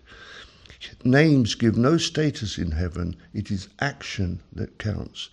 But the point was soon reached where suitable candidates incarnate, down here, sought to receive the wisdom of this group in order to spread that wisdom throughout Earth. That's people like me. I'm not the only one that the Great White Brotherhood talk to. I'm sure there are people all over the world that they talk to. Anyway, so after some thought, the name, the Great White Brotherhood, was chosen.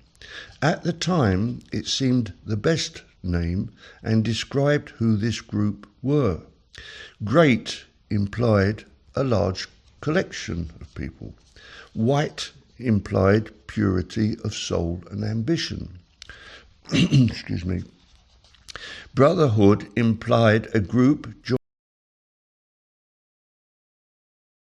I got to break in again, folks. Okay, so he's saying that they lived in heaven and that they were ashamed of their heavenly state, that they were just kind of being selfish and not helping mankind out.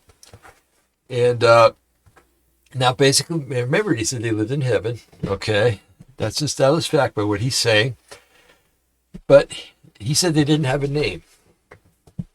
Right? Okay, that's fine. So they didn't have a name and they lived in heaven. And he says, but after a time, they decided to get a name and they call themselves the Great White Brotherhood. The heaven I know of, the one where Yahweh exists, and is outside of creation. It's outside of time and space. So he's saying, well, I'm understanding, he's saying that these beings lived in heaven or outside time and space, and they lived without a title for a long time. But after a time, they decided to give themselves a name. Now, if they're truly eternal, then why do they need a name? I mean, why do they wait? Where am I going here? In other words, if there's no time in heaven, and there isn't, but they didn't have a name for a long time, which is ridiculous because there's no time in heaven, then How they work it out with time and no time, I just don't get it. Because it can't be gotten, because it's a fallacy. Either they're in the created universe and subject to time, in which case they can't be eternal, and or they're heavenly beings that are outside of time and would not be subject to time and wouldn't be going without a name for a time. Okay, there you go. Joining together with one aim. However, over time, the meanings of words Time. change. Today, unfortunately, great implies noble. White implies skin color. Brotherhood implies a group exclusively male. This is, of course, not at all representative of who the Great White Brotherhood are. The Great White Brotherhood are humble souls. There is no skin color in heaven. The Great White Brotherhood is open to both sexes, people incarnate and discarnate. Incarnate, in case you don't know, means people down here on earth. Discarnate means people that have gone back to heaven. So you can be a man or a woman and still join this group. But it is too late to change the name and start again, and it must be said, whatever name would be chosen, it would over time become criticized by those who do not wish to understand the aims and objectives. He says it's too late to change the name. Okay. If it's too late to change the name, that denotes that there's a time factor, there's a beginning and an end. Okay? If it's too late, in other words, I'm 67 years old, right? Technically, it's too late for me to have children with a woman, okay? I mean, it's not impossible, but my wife, we got older, and those things are not possible with us anymore. But so there's a beginning and an end, and if something is too late, then it's getting closer to the end because it's too late. Okay, see where I'm getting at here? Again, we're looking at time, and we're looking at a disambiguity because there is no time according to heavenly the realm, and yet these things lived in heaven or live in heaven. And another thing that bothers me is that the whole thing that keeps humanity from getting to heaven is sin. The sin nature, okay? And because of the sin nature, it says no flesh can enter heaven, okay? So you're trying to tell me now that these things that were once flesh decided on their own to enter heaven. Well, I guess the whole sin thing doesn't apply to them because they didn't have Yeshua to attain salvation. Therefore, when they tried to enter heaven, they were sinners, and it couldn't happen, yet they did it. See the whole convoluted idea of this? It's just crazy. Okay, let's go ahead and end this again here. Of this group. So we continue with that name. Excuse me. Next came the problem of selecting earthly instruments willing and able to work with and for the Great White Brotherhood. An instrument just means a person, somebody who's willing to work with these spiritual beings. It is easier in some respects today as people are more spiritually aware, but originally it was difficult indeed to find suitable candidates. There are a number of criteria that must be considered before a person incarnate can be trusted to impart to the world information entrusted to him. The first element, obviously, must be awareness that the Great White Brotherhood exists. This implies that the person selected has himself been contacted by telepathy, which was my case, or has been informed of the Great White Brotherhood's existence by other people. The next element is a burning desire to devote the rest of his incarnation and his progression through the heavenly spheres to the aims of the Brotherhood. Next, the person must have a reasonable command of his native tongue. We need to be able to impart information in the mind of the chosen person by telepathy, so that it can be shared with the public who speak the same language as that person. So, not only must the chosen person have a good and deep command of his native language, but also the ability to read and write that language. Memory is not sufficient. Then the person must be willing to develop telepathy so that the Great White Brotherhood can communicate with him and he with them. Next, it is advisable that the chosen person not be indoctrinated by an imposed religion. He must have an open mind. So you can see that to find suitable candidates throughout the world was difficult and still is. In some countries, even today, religions are imposed. Long years ago, it was even more so, and we had no desire to put people at risk of a painful death just to help us spread our message. Even today, it is not easy to find people who have a real command of their native language, and it is getting more difficult each day as artificial intelligence is taking over the role of education, and people rely on machines to speak and to write for them. They're talking about computer stuff where you speak into a microphone and it writes it all out for you, that sort of thing. So we search the world assiduously in an attempt to find suitable candidates willing to work with us. But here and there, we do find candidates, and we work hard with them to train them to our required standards, not only in command of their language, but in the degree of their ability to develop telepathy and, in some cases, clairvoyance, because we use a number of gifts of the Spirit in our desire to help humanity. Folks, I got to break it again because I just had a thought. You know, I remember reading many things about the Masonic Order, and it is just so mirror of the Masonic Order. It's not funny. But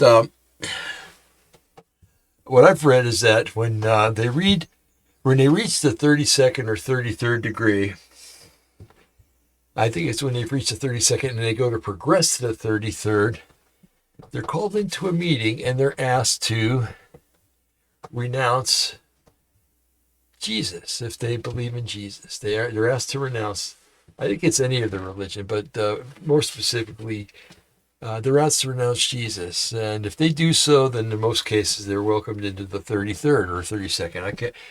I'm a little fuzzy on that, so don't quote me. But and now this is saying that you can't work for the Great White Brotherhood unless you are secular, unless you don't have a religion. Okay? Here we go again. You can't work with the big guys. You can't become one of the big guys until you don't have faith in any deity whatsoever. Okay. All right, let me get back into the go here. In my case, excuse me for speaking about me, but even though I had a fairly good education, they sent me back to school. I was like 40 odd years old, but they sent me back to night school to improve my English, and I spent a long time learning telepathy with the Brotherhood. So it's important, all that. But we will never give up, and so gradually our message is transmitted to the world. We are grateful for a recent invention, the internet, that has assisted us greatly. If I may, quick drink of water, excuse me. Yeah, a lot of deception makes That went people down well. thirsty. It's very hot in the south of France here today, and with all the lights on, it doesn't help.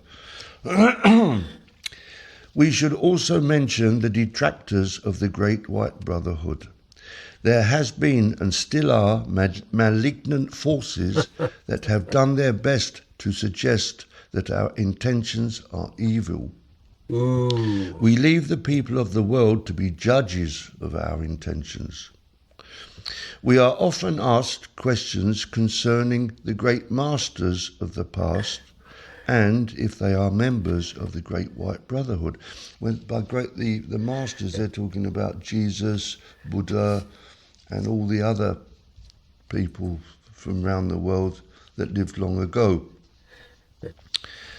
We must say that all the great masters are committed to helping their fellow man, incarnate and discarnate, find and sorry, I said that wrong. I'll read it again. We must say that all the great masters are committed to helping their fellow man, incarnate and discarnate, find and follow the path to God. Thus, although it is not our intention to name names, we are prepared to say that the aims and objectives of the masters and the aims of the Great White Brotherhood are one and the same. Now, how you interpret that is up to you. Is Jesus a member of the Great White Brotherhood or is he not? I will just say that they told me once, the views of Jesus are known to us. And they stopped at that. So anyway, now, we're almost done. These aims, the aims of the Great White Brotherhood, these aims are the path to God, which is found in the degree that love can fill. Okay, here we go again. Now, the last guy we listened to said that Jesus was probably the best example of ascension that there ever was. Okay? If that's the case, then of course, of course these things know about, these entities know about Jesus because they know about his ascension. Okay? But he's saying that these beings are saying, yes, the words of Jesus are known to us. Well, that doesn't mean a damn thing, does it? Even Satan knows Scripture. Satan probably knows Scripture better than any human alive. You know, he's been around for thousands of years to see it recorded and to know what it says, and yet. I don't know. This whole thing is so stupid that if you have a mind to think, you see the stupidity of it. You really do. I don't know. And it's nice that I'm known as a detractor of the Great White Brotherhood. Thank you. I appreciate it. Anyway, we've got about a minute and 33 seconds left, so I'm going to go ahead and finish this video out, and then we'll Fill the hearts of man. However, love is not sufficient. Knowledge of the path to God is necessary, and the wisdom to interpret that knowledge is paramount. Thus, the Great White Brotherhood is dedicating to sharing its knowledge of all aspects of life with all the people incarnate, and we will never cease to implement those aims. And that's the end of that. That's what they told me. Now, as usual, if you've got any questions, please ask. And before I go, out of the blue, the Brotherhood suddenly told me the other day about Bigfoot, Sasquatch, and I wrote down what they said. So if anybody's interested in finding out about Bigfoot, we'll add it to the list, because I'm going to try and make probably a couple of videos a week if I can, and get through the list that people asked me to do. And I thank you once again for asking me, giving me the things that you found. Can't handle anymore. I got to shut that off. Bigfoot is an ascended master. I don't know what he says about Bigfoot. I like the subject of Bigfoot, and I do believe that he's real, but I think he's an interdimensional entity that's dedicated to the other side. So anyway, I'm going to get back into this because we really have to get done. Let's see. Symbolism. Okay, that's what I was going to do. I was going to add you guys into this. And I should have been doing that while the video was going, so shame on me. So, okay, hold on a second. I can do this real quick. Okay. Got source. Capture. Yeah, okay. Let's see. Okay, and then I just got to find it. Okay, there we go. And there it is. Okay. Now I will be able to show this to you folks, and we can go on from there. It's nice and centered. Okay. What happened? Hold on a sec, folks. I gotta. Okay, there we are.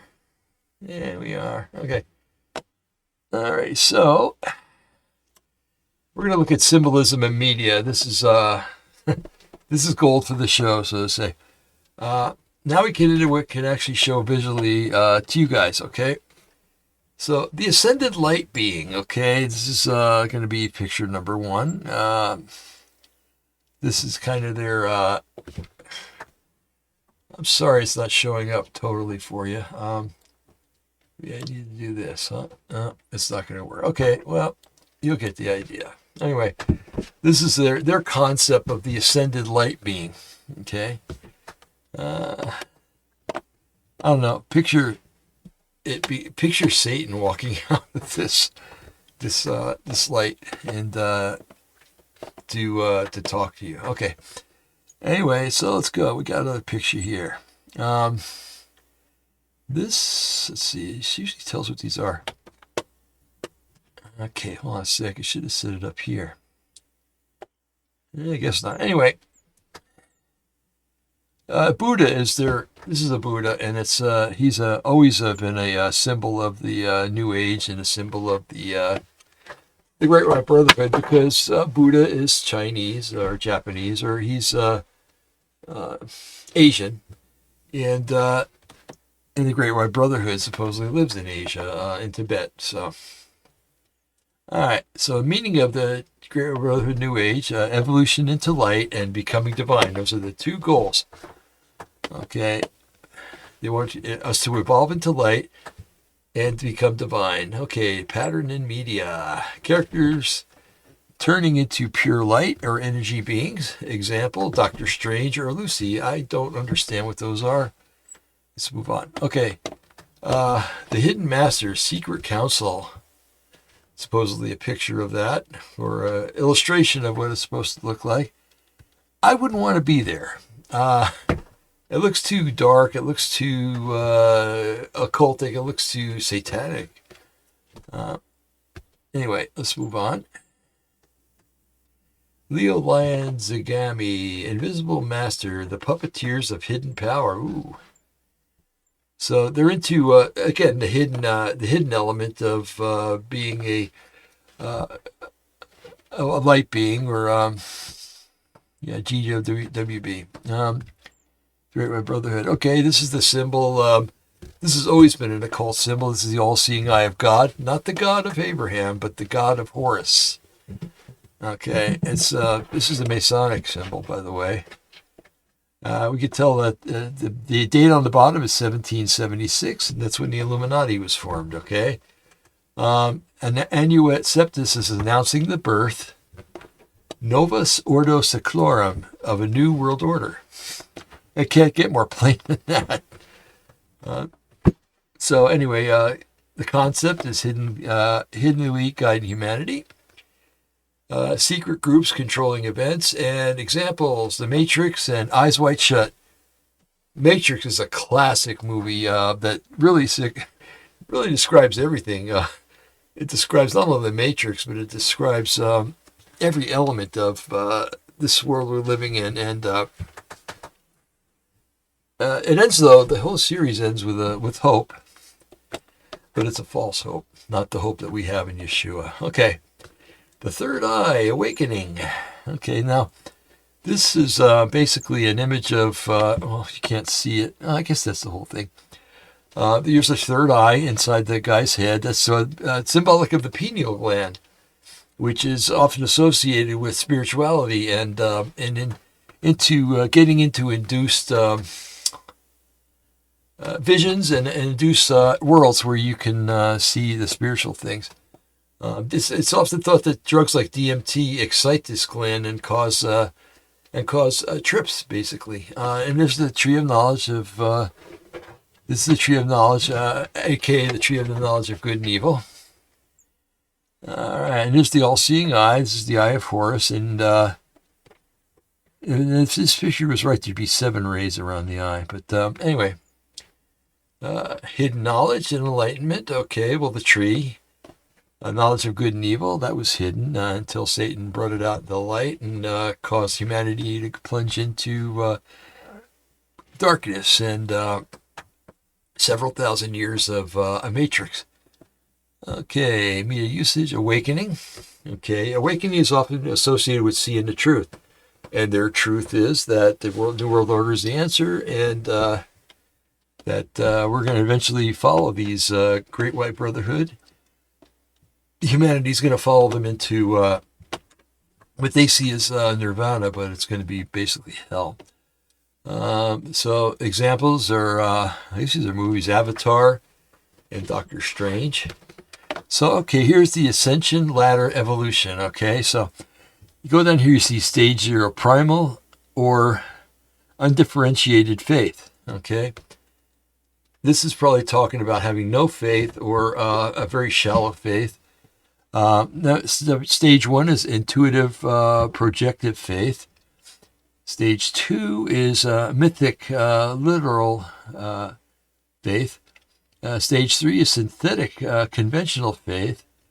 Stage 4 is individuative, reflective faith. Stage 5 is conjunctive faith, and stage 6 is universalizing faith. Again, the highest right here, and that's what they're hoping us to attain. They're hoping that we will attain. I'm sorry. Okay, here's some symbolism that they use. And these symbols, well, it says right here, it's called Yatri Zatra, and it means to know the glory of creation. This is the 7th chakra. Okay, now these, have you ever studied the Kundalini spirit? You know all about these chakras, but these chakras are areas of the body, supposedly, where power emanates or resides. I'm not going to talk about that part. That's the sexual part right there. Let's see. That's number 1, right? I believe. First chakra, to have and be, the chakra root. And the second one is to feel and be content. Let's see. Let's work from the top down. To know with higher mind. Okay, this is what they all want us to attain. All right. The 6th chakra, third eye, to see beyond physical reality. Okay, that's right there. Let's see. The 5th chakra, to speak and to be heard. Voice box. Okay. The 4th chakra, to give and receive and to love. The 3rd chakra, solar plexus, to use the will and to take action. Okay, solar plexus, right by the heart. Let's see, 2nd chakra, to feel and connect, and 1st chakra, to have and to be. All areas of human existence, supposedly. Okay, let's see, activating our 12th strand DNA, which is real interesting because our DNA only has 2 strands. Okay, right here, 1, and the other one is going around the other ways too. Okay, activating our 12 strand DNA. Secrets of Dodecathedral DNA for completing our human evolution. They want to jump from 2 rungs of a ladder to 12. Yeah, good luck with that. That's unrealistic. The GWB teaching, humans evolve into higher beings. In a way, it's kind of true, especially with believers, because Yeshua, the scripture says, if any man is in Christ, he's a new creature. Behold, old things have passed away and all things are new. Okay? So that being the case, there is a certain truth to it. But it doesn't mean that there's 2 truths. There can only be one truth, and the truth is what Scripture teaches, biblical Scripture that is. So the media pattern, transformation arcs, human is godlike, or turning humans into godlike. Examples, 2001: A Space Odyssey. I don't know if you saw that. We saw that when it came out back in 1968 or 69. I can't remember. As a kid, that movie totally confused me, and as an adult, it did the same thing. But knowing what I do about the New Age, when I watched it a second time when I was, or maybe a 7th or 8th time when I was an adult, I knew that it was talking about the New Age and transcendence and basically eternity, because it showed him when he was a child, but also when he was an old man. Okay, so light versus darkness, false duality. Okay, they're saying that what we believe is a false duality because we believe in good and bad, light versus dark. Okay, their concept of creation and reality is that good cancels out bad, and or they both kind of work together. Whatever. So this is a symbol of the yin and yang, and if you've seen the South Korean flag, you've seen this on it, or you've probably seen it around anywhere on the internet. So it's every place. The white is good, the black is bad, and they both join each other to kind of cancel each other out. And here you have another one. You have the light on the left side, and the darkness on the right. Well, actually, in the person, the light would be on the right side, and the darkness would be on the left. Okay, and it balances each other out. Okay, according to their theology. Okay, now here's the symbols of balance. Okay, this is a lot of different things. You have this one, this one, this one. Tree. It's a lotus. This one's interesting, and we get to it. I'm going to explain more. This is the infinity symbol, geology or geography. No, geography, yeah. Sun and moon, and that one. Okay, so symbols of balance, full breakdown. Okay, let's do it. Look at it. Yin and yang, which is the top left. The meaning is duality of reality. Light and dark, male and female, active and passive.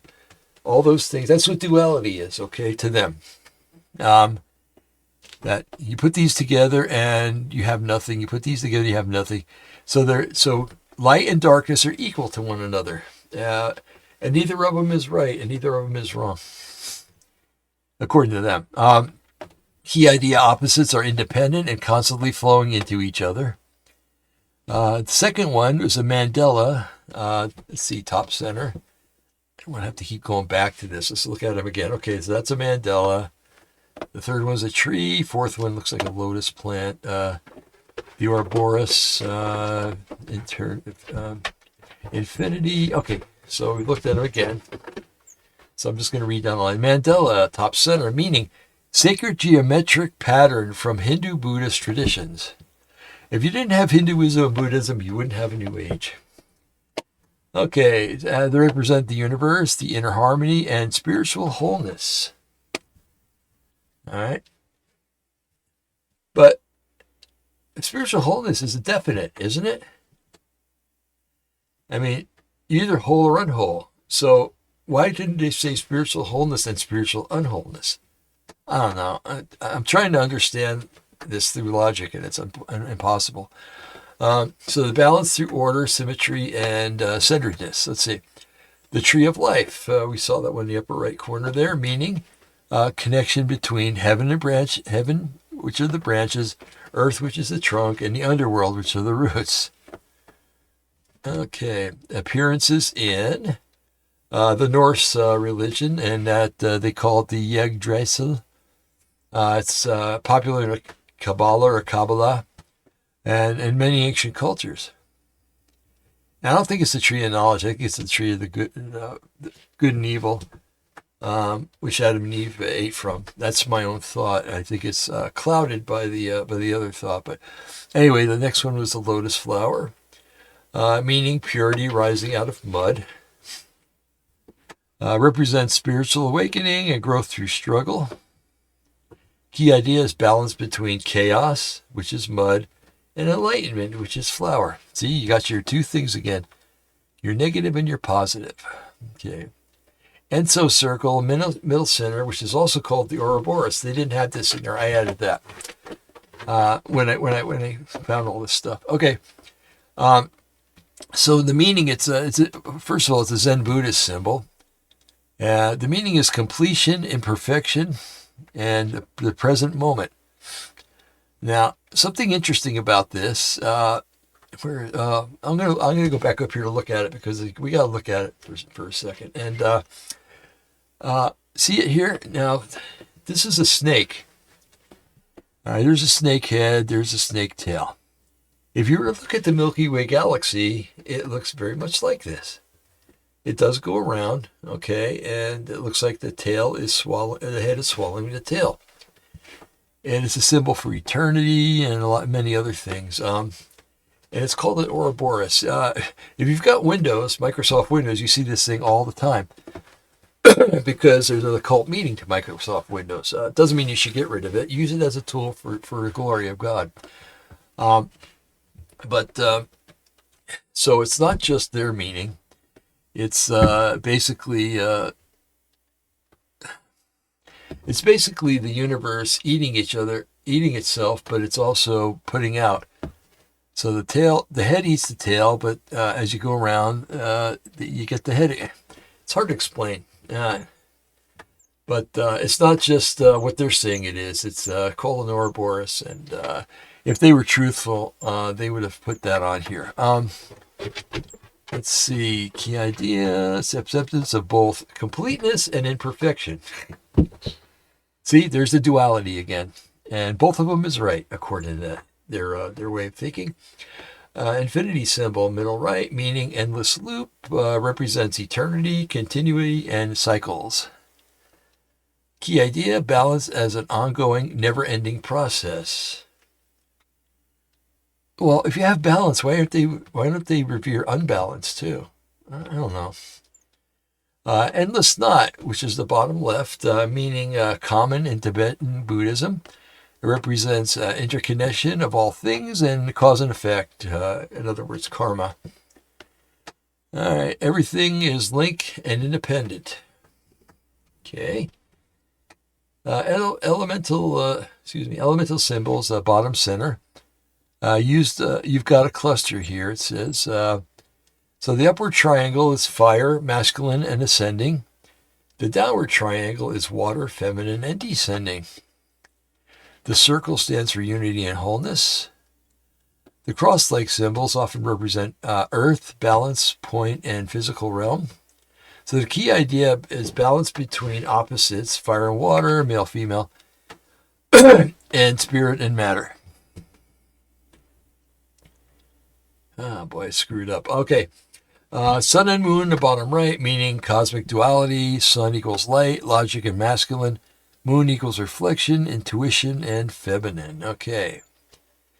So the key idea between balance, night and night, conscious and subconscious, that you take both things and you accept both things because they are the same. But they're not.